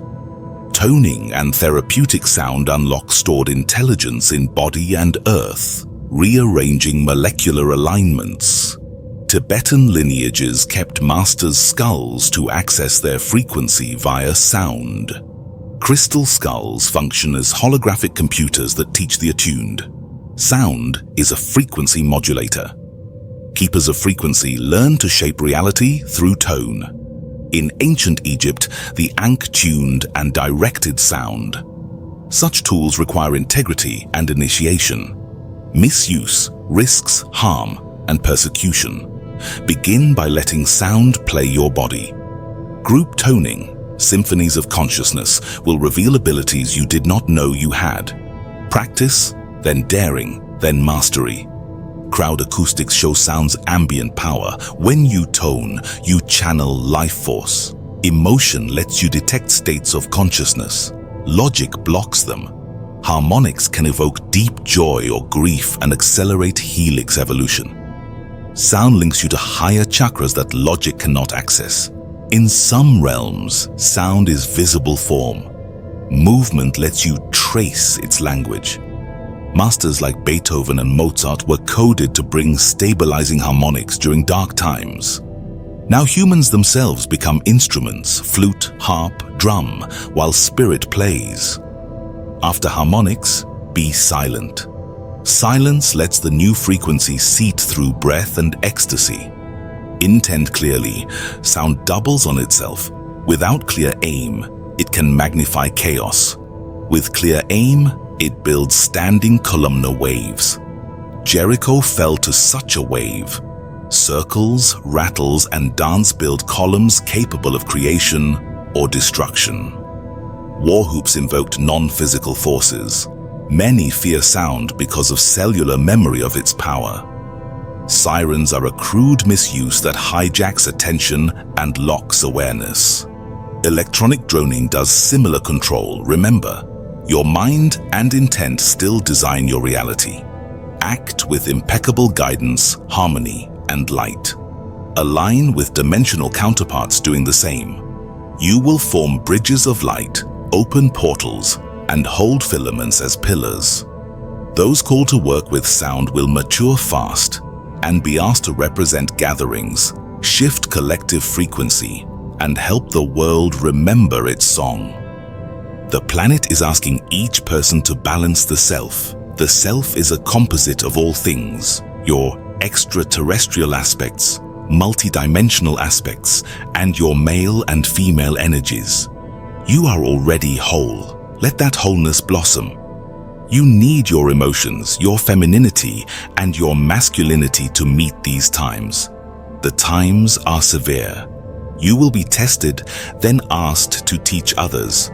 Feeling shows you what needs union. To reveal your inner split, you created outer dramas, man versus woman, victim versus victor. These are mirrors. As you access multidimensionality, you must merge male and female within. The long conflict between men and women was engineered by creator gods who fed on emotional turmoil. They seeded separation, man versus woman, race versus race, to keep frequencies low. You came to break this pattern. 5,000 years ago, the male vibration rose, severing itself from the matriarchal current of intuition and feeling. A schism formed. Raiding forces exploited the chaos. Your task is to dissolve separating structures, gender, race, culture, wherever they block union. As family of light, you entered archetypal situations to transmute energy from the inside out. When you heal a split in yourself, you help heal the species. Step out of personal drama and see symbols. Notice the female seeking identity and the male opposing her. Then unite them inside. Much of your path is to end male dominion over female, not as a private burden, but as a collective healing. Each of you carries specific stuff tied to lifetimes and interests, so the spectrum of human experience is covered. Frequency locks and DNA edits narrowed broadcast range and heightened inner conflict. As you become complete, you stop dividing experience. You see all of it as usable. Detach from victimhood. Treat conflicts as shared fields you can retune. Each gain counts. Judging yourself or others slows you. The core conflict is your inner male and inner female failing to cooperate.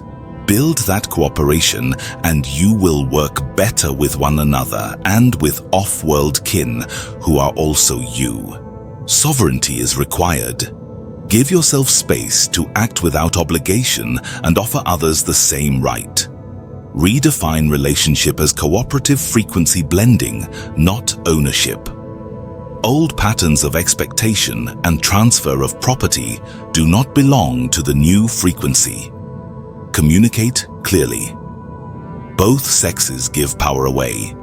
Women to tradition, men to institutions that spend their bodies. End the chain. Men's feeling centers have been blocked, energy stuck between first and second chakras, so the world could be run without empathy. Women agreed to silence, throat chakra closed, so the male experiment could proceed. Now, both must rebalance. Women, open the throat and keep the heart open. Speak with feeling, not as imitation males. Men, bring feeling into sexuality and life. Add emotional trust and commitment so the God frequency opens. Waves of light will force change. Men will face rapid activation of feeling, gently for some, explosively for others. Women will receive heart expansions to hold compassion as men open. Female energy, the connector of life to life, is awakening in everyone. Women must model a distinctly feminine strength. Men must model a vulnerable, feeling power. Hard protective shells around women's fields will soften as true inner strength rises from the heart. Goddess memory will return. Myths that erased her were seeded to control you. You came to restore light, end separation, and revive Earth as a living library. Emotion is the key to multidimensional healing and union. Lacking images of an empowered feminine, women chased power in a male mode. Lacking images of a feeling masculine, men feared softness. New models are coming fast. Stop seeking a twin flame outside to complete you. Marry the twin flame within. Unite the intuitive, life-bringing, sensing aspect with the rational, powerful, grounded aspect. Whole meets whole. Then, relationship is choice and discovery, not need and validation. Many will find old marriage forms too small for this. Expect difficult lessons to repeat. Welcome them. They teach mastery. Keep attention on your own path. Let your inner male and inner female speak to each other and plan together. Give yourself praise and dignity daily. Choose to believe you deserve love. No one else must prove it. You are here to do the impossible in a system that hides the true story. Make self-love your first commitment each day. Wholeness follows. Then you are ready to bond with another whole being and explore realms of relationship that have never been possible before. Sexuality remained intact after your DNA was reduced. It preserved reproduction and a direct path to essence. Deep within, sex is a frequency called orgasm. Its purpose was cosmic, not merely physical. Millennia of shame taught by society and institutions distorted it and buried cellular memory. Clearing this stigma, in this life and across other lives, is required. Sexual organs are gateways. They can generate healing frequencies and open higher consciousness. Used with spiritual intent, sexuality reconnects you to source, information, and your multidimensional self. Monogamy often serves best at your present vibration because it builds trust and honesty. Be loyal and transparent. Go as far as the path allows together. If growth stalls, release the bond cleanly and align with a partner who matches your frequency. Real intimacy uses sex to deepen spiritual connection, not to avoid it. Many default to genital release to dodge full body, full spirit vulnerability. There is more available. Drop judgment about your sexual history, get neutral, you gather data, learn from it. Sex is a frequency that was left to help you remember who you are when memory and identity were scattered. Control systems, especially churches as hierarchies, framed sex as only for procreation to block access to spirit through pleasure. Women were taught they lacked sovereignty over conception. The truth is, intention governs creation. Without fear of pregnancy or shame, men and women would have explored far more freedom and power. The highest sexual frequency arises from love. Orientation is irrelevant. Integrity and mutual honoring are essential. Ideally, sex flows through feeling and compassion, third and fourth chakras, linking to spirit and multidimensional awareness. As electromagnetic beings, lovers bond fields. When joined by love, astonishing states are possible. In matriarchal eras, women knew this and could choose conception. Later, patriarchy suppressed feminine power and sexual wisdom. Modern fear campaigns, including disease narratives, further disconnected joy from intuition. Before DNA edits, many reached higher realms by love bonding, using orgasm as a rocket to other systems. That secret was buried. You still carry the key. Orgasm can trigger identity reunion as your 12 strands and light-encoded filaments reassemble. This demands emotional work. Most want acceleration without feeling, but feelings link you to your multidimensional selves. Your stuff is treasure. Process it. Stop seeking completion outside. Self-love first. Value yourself so you don't accept love disguised. If a bond does not meet your standard, change your reality and walk on. Learn to be intimate with yourself. Silence, containment, and trust. Answers come when you turn inward and watch your patterns without judgment. Master your energy, posture, breath, words, repetition. Choose who you mix with. Sexual contact exchanges essence. Hormones awaken cellular programs and imprint fields. During growth, celibacy may arise to protect your calibration. You can circulate sexual energy solo. Masturbation can be a legitimate practice of awareness and redirection.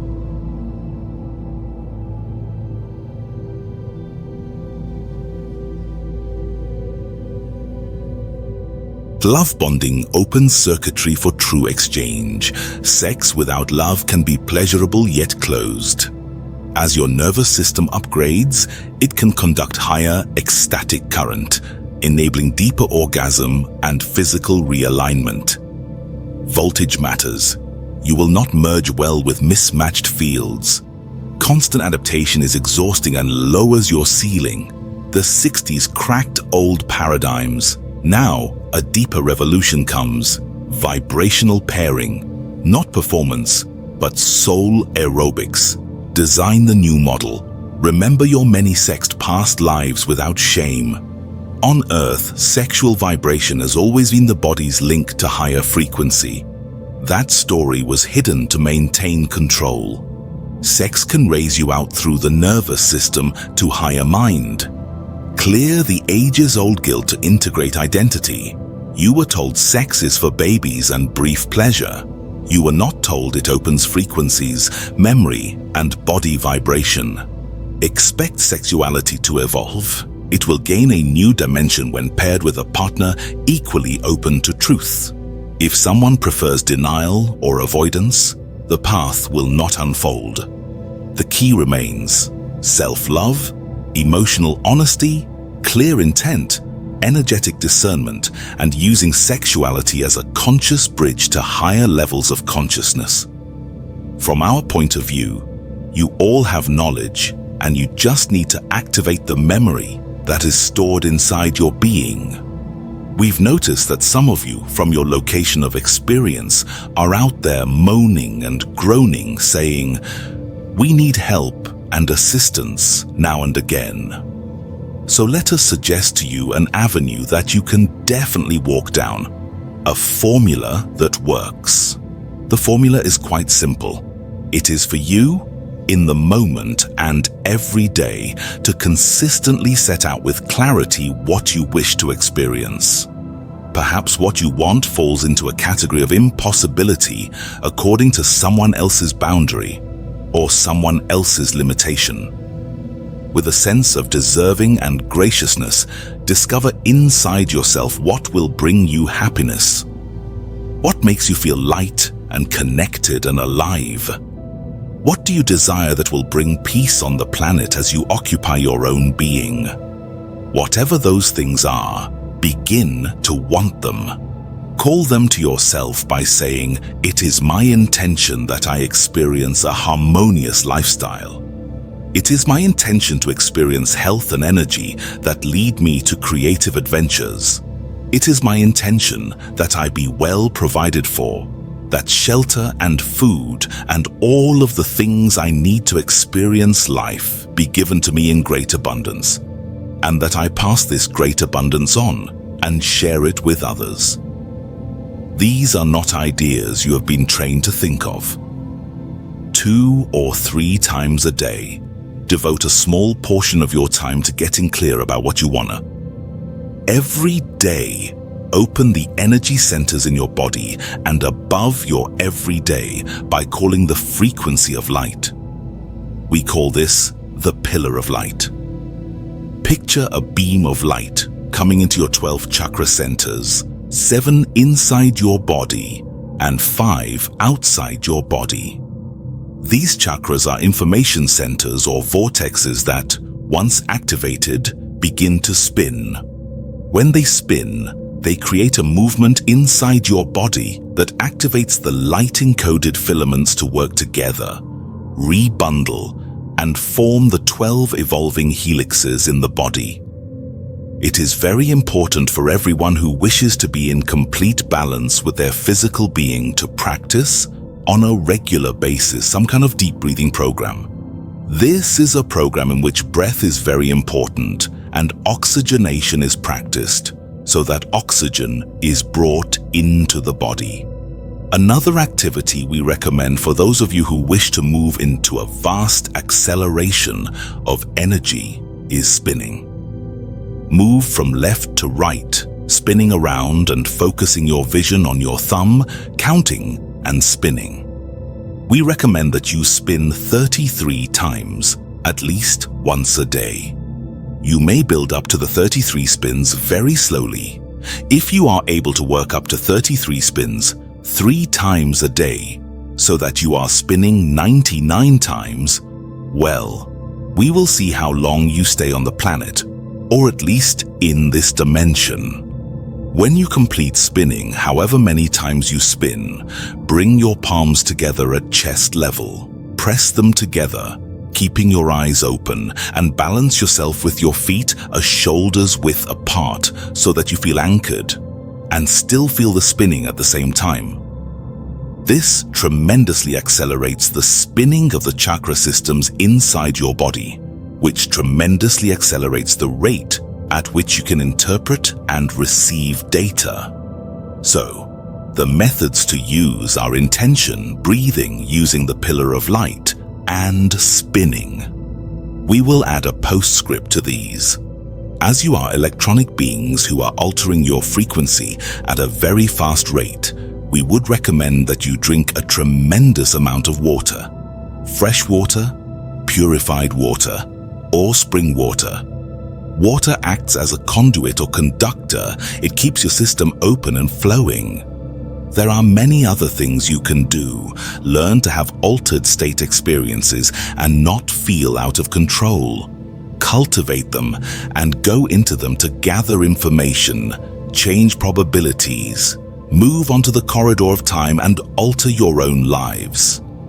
Then, come out of them with complete and total use of your will with respect to how you use these altered states. When you learn to do this, the acceleration will be absolutely phenomenal. When there are many consciousnesses on the planet registering that kind of ability, the whole network that organizes and monitors human consciousness alters itself. More energy is able to come onto the planet because there are those who can accommodate it. Everyone can learn to accommodate and honor this energy because it must be housed. It is like an oil well. What good do oil wells do if they are untapped and shooting off here, there, and everywhere? Very little. They just create a mess.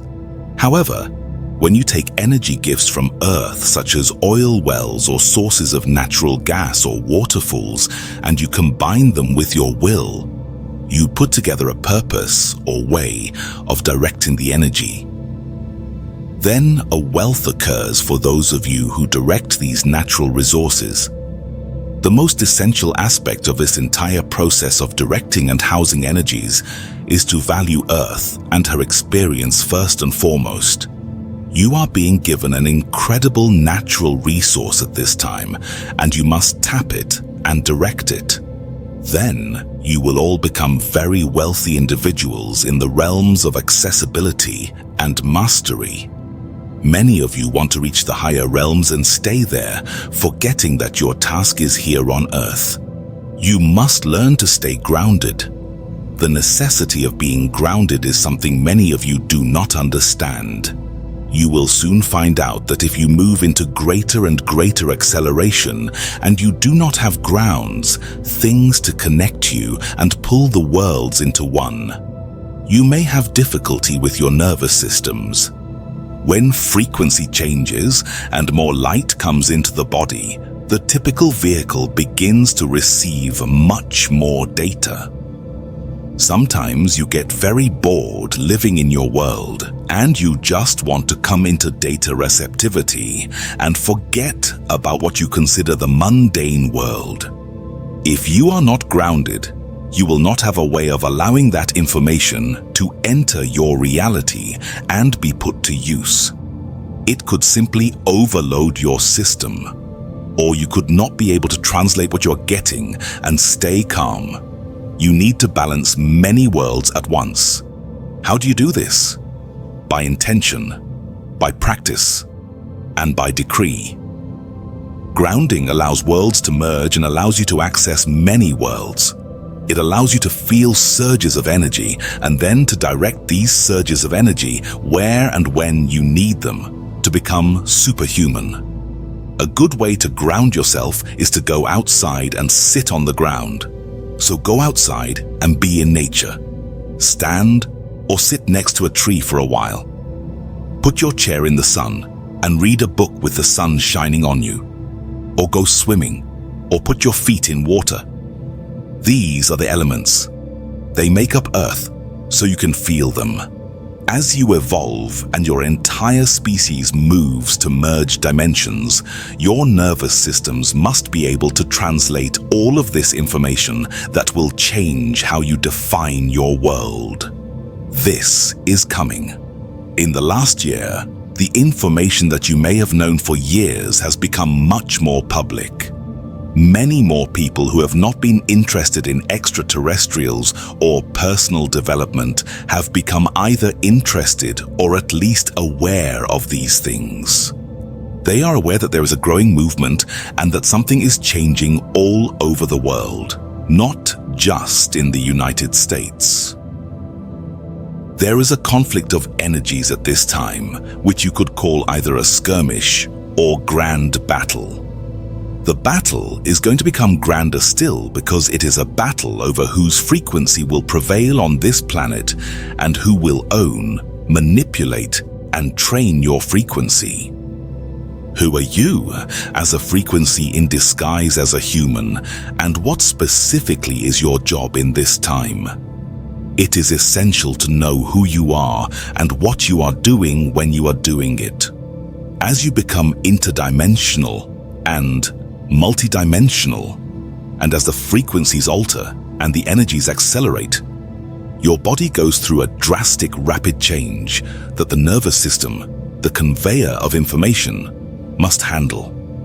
You must learn to handle many realities at once, to realize that you are doing this, and to have a place, Earth, to translate information into.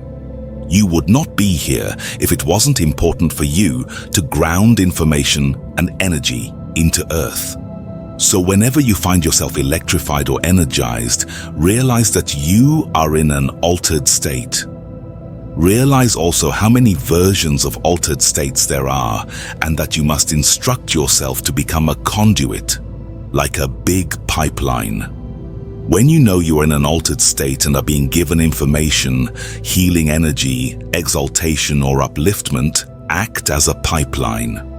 Funnel the energy through yourself and acknowledge and recognize that you are in a multi-dimensional expression. Register this, but do not analyze it. Just let the energy filter through you into Earth, and it will make more sense later on. You can discover your emotional body by making a decree that you believe emotions can be trusted. Decree that you believe emotions are good, that they are safe, that they can take you somewhere, that they are beneficial, and that they are not just in the way or misunderstood. Anytime emotions are released in you, look to see what they do for you. When you have a fight with your child and your child screams at you, and then afterward you feel bad and cry, look at your emotion. What is the emotion doing for you? Whenever you are in emotion, you are accessing information from many realities. Find that frequency and hold it. It is somewhat of a universal belief that emotions are uncontrollable. They are not. You can control emotion, and you do not have to go out of control. Emotion can become a frequency inside of you through which you feel to the depth and core of your being.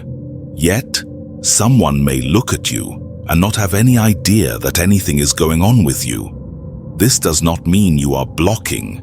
It simply means you have set up a way to feel an emotion and not feel bad about it or good about it, but just recognize you are feeling it. See what you can do with an emotion. Where does it take you? What is the next step?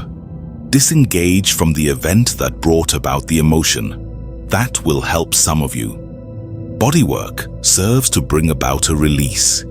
You have used the tissue and muscle of your body as armor to cover up your skeleton. This tissue has compacted and buried itself and kept what is in the skeletal form from rising to the surface.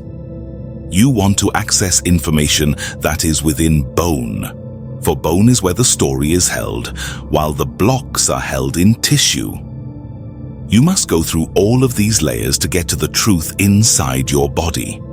Your blueprint, or what you came onto this planet to achieve, begins to get excited when you get close. This is just like the game you played when you were a child. You would hide something, and when someone got close, you would say, "Warmer."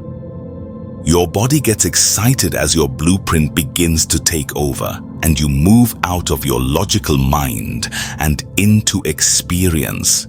That is because you are aligning yourself with your purpose. Your body, not your mind, takes in the information. If you allow your emotions to have a free rein, you will have a much more satisfying experience than if you judge your emotions, do not understand what you are going through, and attempt to control them. You need your emotions. We cannot emphasize that enough. Some of you pride yourselves on the fact that you don't have emotion. This will not work much longer, because you will find that what you pride yourself on will bring about your destruction. You may feel as if you have worked things through with your parents. It would be more accurate to say that you have had as much vision as has been possible at a given time. When you experience some sort of bodywork or crystal work, or you create any kind of movement to higher ground, you get a bigger picture. Information is stored and written in stone. Information is also stored and written in bone. That is why it is important to work with the skeletal structure, because houses much of your experience in this lifetime. Let things come out, and do not chastise yourself because you thought you were finished with certain events. Say it. This is wonderful. There is more here. I love it. Use the experience as if you are discovering a gold mine, as if you are discovering that you are a newly birthed, wealthy person. All you go through is what you decide you have to go through. You don't know how much you are clearing. You are opening avenues of consciousness for the planet, not just for yourselves. The good thing is that what you are clearing now is the easier stuff. Some of the far-out bizarre stuff will come later when you will be so blasé about it that it won't make any difference. Everything happens in its own time. The mutation occurring is the evolution or plugging in of internal data to external data. The clearing occurring is the accessing of all the emotional bodies you have been frightened of using. You need to access your emotional body in order to understand your spiritual body. As we have said, the mental body and the physical body go hand in hand, while the emotional body and the spiritual body go hand in hand. Because the spiritual body is non-physical and you are locked in the physical realm, you must access the whole realm of the non-physical through your emotions. Human beings tend to love their dramas so much that they can get lost in the process of processing. Processing can become a way of life. This is not useful. It is not cool to always be processing and saying to people, "Don't call me, I'm processing. I'm deep in my stuff. I can't figure it out." Yes, your personal dramas need to be examined. Yes, your personal dramas are a banquet of nourishment for yourself. But eat the food and get on with life and make yourself another banquet. Quit holding on to these gems of your past and being so frightened that if you resolve these issues, you will never have anything else exciting come up again in your lives. It is good to put processing in perspective. The human body is evolving and changing. It may believe that it needs a certain nutritional combination because this is what you have been taught. Ideally at this point, however, You will forget what you have been taught. You will listen to your body and let your body tell you what it wants. We would guess that many of you in the last year have changed the things you want to eat. You no longer feel comfortable eating what you used to eat because the vibration within certain food is so intense that it is not compatible with you. In the meat industry as you know it, the cattle, pigs, and chickens are not fed food. They live in small compartments, and many of them do not see the light of day.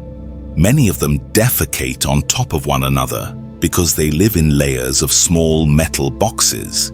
This is how they are raised. They are fed steroids and antibiotics, things other than food. They are not raised with love.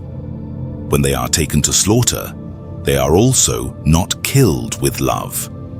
So you are ingesting this vibration. Remember that all things exist as a vibration. Animals were put upon the planet to be companions for you, to live on the land and to feed you and shelter you if necessary. This was to be done with love. If you live on a farm and raise your own chickens and pigs, and if you feed them food, and if, when it comes time to bring them to slaughter, you do it with compassion and love, then it is fine. You give quality of life to the animals, and then the animals in turn recycle themselves to give you love and quality of life. That is the ideal. That was the reality for a long time upon this planet. It is not the reality any longer. Be aware of the vibration within things. Let your body speak what it wants. Let yourself be willing to change, because your body, as it attempts to raise its vibration and build a light body, will move away from certain foods. Intend that you wish to change your diet, and then intend that things come to you. We emphasize over and over again that you are much more than physical beings. You exist in many realities, and you have a multitude of guides. So each of you needs to become more clear in your intentions. What do you want? State, I want to evolve. I want to change my diet. I wish to have a greater sense of intuition. Be clear about what you intend. The words I intend have tremendous power. True health would consist of 12 completely mutated and evolved helixes inside the body, which would activate full brain capacity. It will take a while for the 12 helixes to be completely activated, though they can begin to be plugged in. Some of you have experienced them as plugged in, yet not activated. When they are in activation, the full brain is in operation and you are geniuses. You know everything, you are telepathic, and you are able to do anything because you are the host of the living library. You have the card that allows you to access any kind of information stored all over this planet. If you could aspire to anything, we would ask you to become impeccable keepers of frequency. Keep inside yourself knowledge and information of the highest order, an order of unlimited being. Make that frequency simply by living it, available to all around you by walking your streets, shopping in your stores, and simply resting on your pillows in the evening and knowing who you are. There will come a time when you will no longer need to seek information outside of yourselves. At this time, we and others like us come to trigger you, to round you up, to gather you together, and to put you into clusters so that you can reflect off each other and electromagnetically charge each other. When we work with you, we create sparks of light that allow openings. As these openings occur within you, you vibrate at such a rate that you affect everyone around you. Whenever something clicks with one of you, you send out a frequency of recognition and other people pick it up. That is how the group mind grows. It occurs without you rationally understanding it. or specifically having a picture or a realization of it because it happens electromagnetically within the body.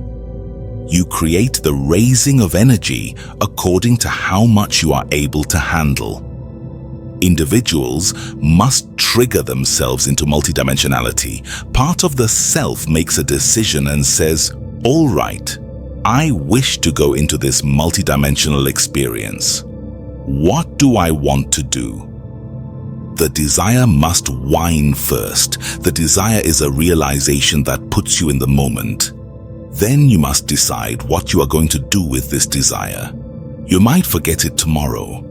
In order to structure this desire and demonstrate that you are really serious about it, participate in events, actions, rituals, and ceremonies that demonstrate your commitment. Then you can proceed to structure your life in such a way as to send the signal that this is what you mean. This can be like living and walking prayer. Churches teach people to pray and beg certain lords for things that they want or for forgiveness. We are suggesting a living prayer, a process by which every moment in the day has meaning and leads you because of the way you are acting and your focus on what you are praying for. Living prayer involves having a very conscious intention about the objects in your environment. Having an altar, having sacred things, and having nothing in your reality that does not have meaning for you. We know that suggesting you have nothing in your reality that has no meaning sends an earthquake through some of you. But how many of you are putting up with things you don't want in your life? Whether it is the coat you have been wearing for the last 15 years that has a few moth holes under the arm, or the partner you have been carting around for 35 years, who has more than a few moth holes? It is a challenge to get rid of everything in your life that does not have meaning for you. Yet this is essential. Putting an altar together is a great overlay for activating ritual. Ritual stirs up cellular memory and reminds you of ancient teachings that are stored inside you. It puts these teachings into your active memory. Ritual puts you in the now and takes you from one expanding now to another by honoring aspects of Mother Earth that have personal significance. You create personal significance for yourself. All things first come into being because someone decided to energize them. Anything can be energized. It comes down to the power of the individual mind to activate the will and use it to restructure reality. There is no one on the earth plane at this time who is not impulsed toward evolving. No one without this impulse would have come here. All the portals that were opened and the blueprints that were laid out for this time were conditioned to work towards self-motivating, self-accelerating, rapid evolution. This book itself is a process and a trigger. The keys are hidden within this book. We encourage you to act on the impulses that are whispering in your ear, saying, "You are part of this family of light, and Earth is a living library." We will entice you and assist you by saying that there are many rewards. Even though we will never guarantee that the challenges will stop, there is a stance of mastery that you will achieve. Learn to read the symbols and follow the impulses to their highest conclusion. Being multidimensional means opening the channels and turning the dials to the various frequencies and then receiving the transmissions or knowings. There are not enough words in the present vocabulary or dictionary of expression to convey the feelings of the non-physical realm. The spirit we speak of encompasses many ideas.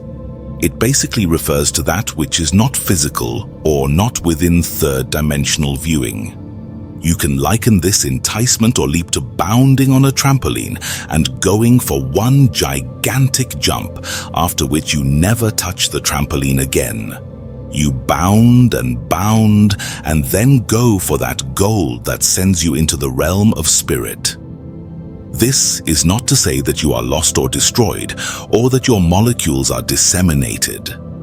It is simply the vault that all of the ancient shamans on Earth practiced and maintained as a potentiality, a way of linking intelligent forms and assisting the evolving human species.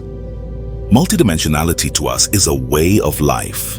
We realize that part of our challenge as teachers is to transduce our way of life into systems that are evolving. To put you at rest, however, unless you check out of the planet, this is a process you are heading toward, though how you encounter it is up to you.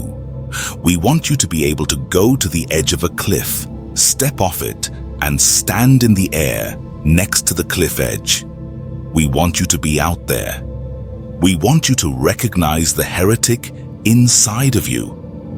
Tile part that knows and is going to break this reality wide open and establish a whole new paradigm of consciousness. This is not going to be done by one world leader. It is going to be done by the masses because the masses are ready for it. At this time, the Guardians of Light are on this planet in the millions. All you need to do is evolve yourselves. Your work at this time is very intensely involved with the self, the physical vehicle that you presently occupy.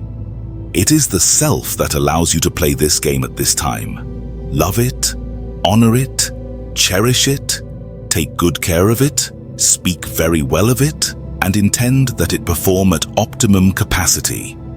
That is all you need do to be open to connect with your family of light.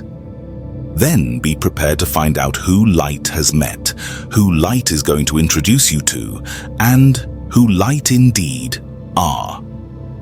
Love is what you experience when you go beyond light.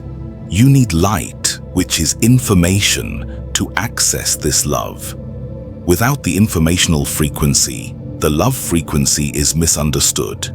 When the love frequency comes first, without the light frequency, you think the love is outside of yourself, rather than understanding that it is you. Then, you do what people on the planet have done for eons. You worship and deify everything, and think that love is out there rather than in here. We have decided to come onto this planet and operate with light first by informing you, strengthening you, and firing your blueprints according to information. Now that you have become informed and you understand what you're up against during the multidimensional light infusion with your identity, you will begin to experience the love frequency that will allow you to extend love to other versions of your multidimensional self and create a massive healing of consciousness on many levels. The experiences you will have in these realms of activity can be very powerful. They will alter you tremendously, and you will walk around with a smile from ear to ear so that others will wonder what you have been up to. It will carry yourself this way because you will be in a vibration of ecstasy. You will be in a vibration of connectedness, and everyone and everything you draw to yourself will be a part of that vibration. Anything that does not resonate with this frequency will not even be able to get near you. In actuality, when you resonate with the higher frequencies, anything that is not in those frequencies will not even see you. When you operate in the frequency of information coupled with creation and love, you will be put to work spreading that frequency. Not by doing it for others, but by allowing others to feel your frequency when they come in contact with you. You all are invaluable, you know. Those of you who master these things, and there is no reason why all of you cannot, will be in very high demand one of these days. You will be looked upon as superhuman. However, it is not for you to separate yourself from the population. It is your place to teach the population and show them how they can do the same thing. Frequencies are to be given and shared freely so that everyone can discover what they can do for themselves. This is how this planet is going to evolve. Awareness is awakening within the masses on this planet. The sum total of events as they quicken and unfold is seeping its way into everyone's reality. These events are orchestrated and designed to bring you collectively, as a species, to this new octave of light expression. This infusion from the galactic tidal wave of light comes from the future, through portals you open on this Earth plane as you follow and weave yourself through the journey and story we have shared with you. The masses are awakening. You see them around you and feel the rumblings of consciousness. The internal Earth changes, which will truly mark the rites of passage for all of humanity. We have, with the greatest assistance from our teachers, presented to this planet information that we feel can harmonize our purposes and pool our energies. We feel that we have given to this planet at this time a succinct message of inspiration, a message that holds waves of truth. It is a message to tickle, a message to entice and call forward that part of the self that has been hidden away and lying dormant. We feel that the material we have been sharing through this book is to awaken within you what you know. It is to bring you to an understanding of the different versions of your reality's illusion as it is sold to you, and to an understanding of what your part in all of this is or can be. We have stimulated each and every one of you with our thought-provoking messages. It has been our intention to move each one of you and stir you from some place, not to make you uncomfortable. You may make yourselves uncomfortable. We encourage you to find comfort. We also encourage you to climb few mountain ranges of consciousness within yourself, to go to new places of comfort, and to find those valleys of eternal youth, eternal vitality, and ongoing expression of creativity. There you will find new vistas of consciousness and a galactic wave of light from the future. It is our intention in delivering this final message in chapter 22, the final chapter, to use the vibration of the number 22, a master number. This number is associated with imprinting and delivering into this version of physical reality a master teaching, a message that involves an encoding. The message is not simply in the way the words are strung together. There are layers of information hidden within the method and unfoldment of this book. Ideas are presented, conflicts arise, solutions are suggested, and inspiration weaves its way through, turning you always to that final commitment to inspire yourself. We feel that you will benefit from this orchestration that we have been influencing behind the scenes. There is a process of understanding that this book represents, where it seems that there has been chaos and confusion, and where it seems as if things have been scrambled, that scrambling has created its own order. This order is being summed up in this final delivery under the stamp of 22. In this final message, we speak into the soul and heart of every one of you. We ask you to hear the call, to recognize it, and to step forward as a member of the family of light. Have the courage in all the days you walk this planet to live that light and share it with all you encounter. This does not mean to preach or sell that light. It means to live the light you know you are, to discover in the simplicity of your being the purpose of your existence, to blossom with it, and to recede this place that is planet Earth in its deepest time of transition. The process of moving into this higher octave of understanding, this blending of dimensions and creation of new territory, will lead everyone through greater understanding of death. Your light will be needed. Your light represents what you know.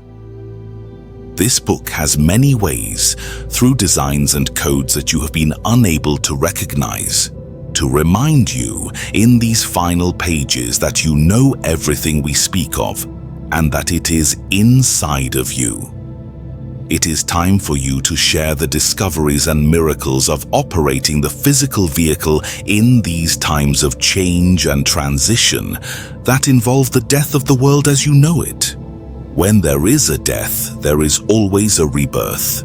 Something dies and something new is born. As this planet moves closer to these days of great change, each of you will be called upon to stand as pillars of light. You will show the way in times when people are desperate because the old ways are no longer solutions. They no longer fit and no longer apply. We have intimated or suggested in this book that light brings about much of this chaos on the planet. So, during these times, your gifts will be needed. You cannot run and hide because you are needed to weave through the communities to bring alternative ways of being.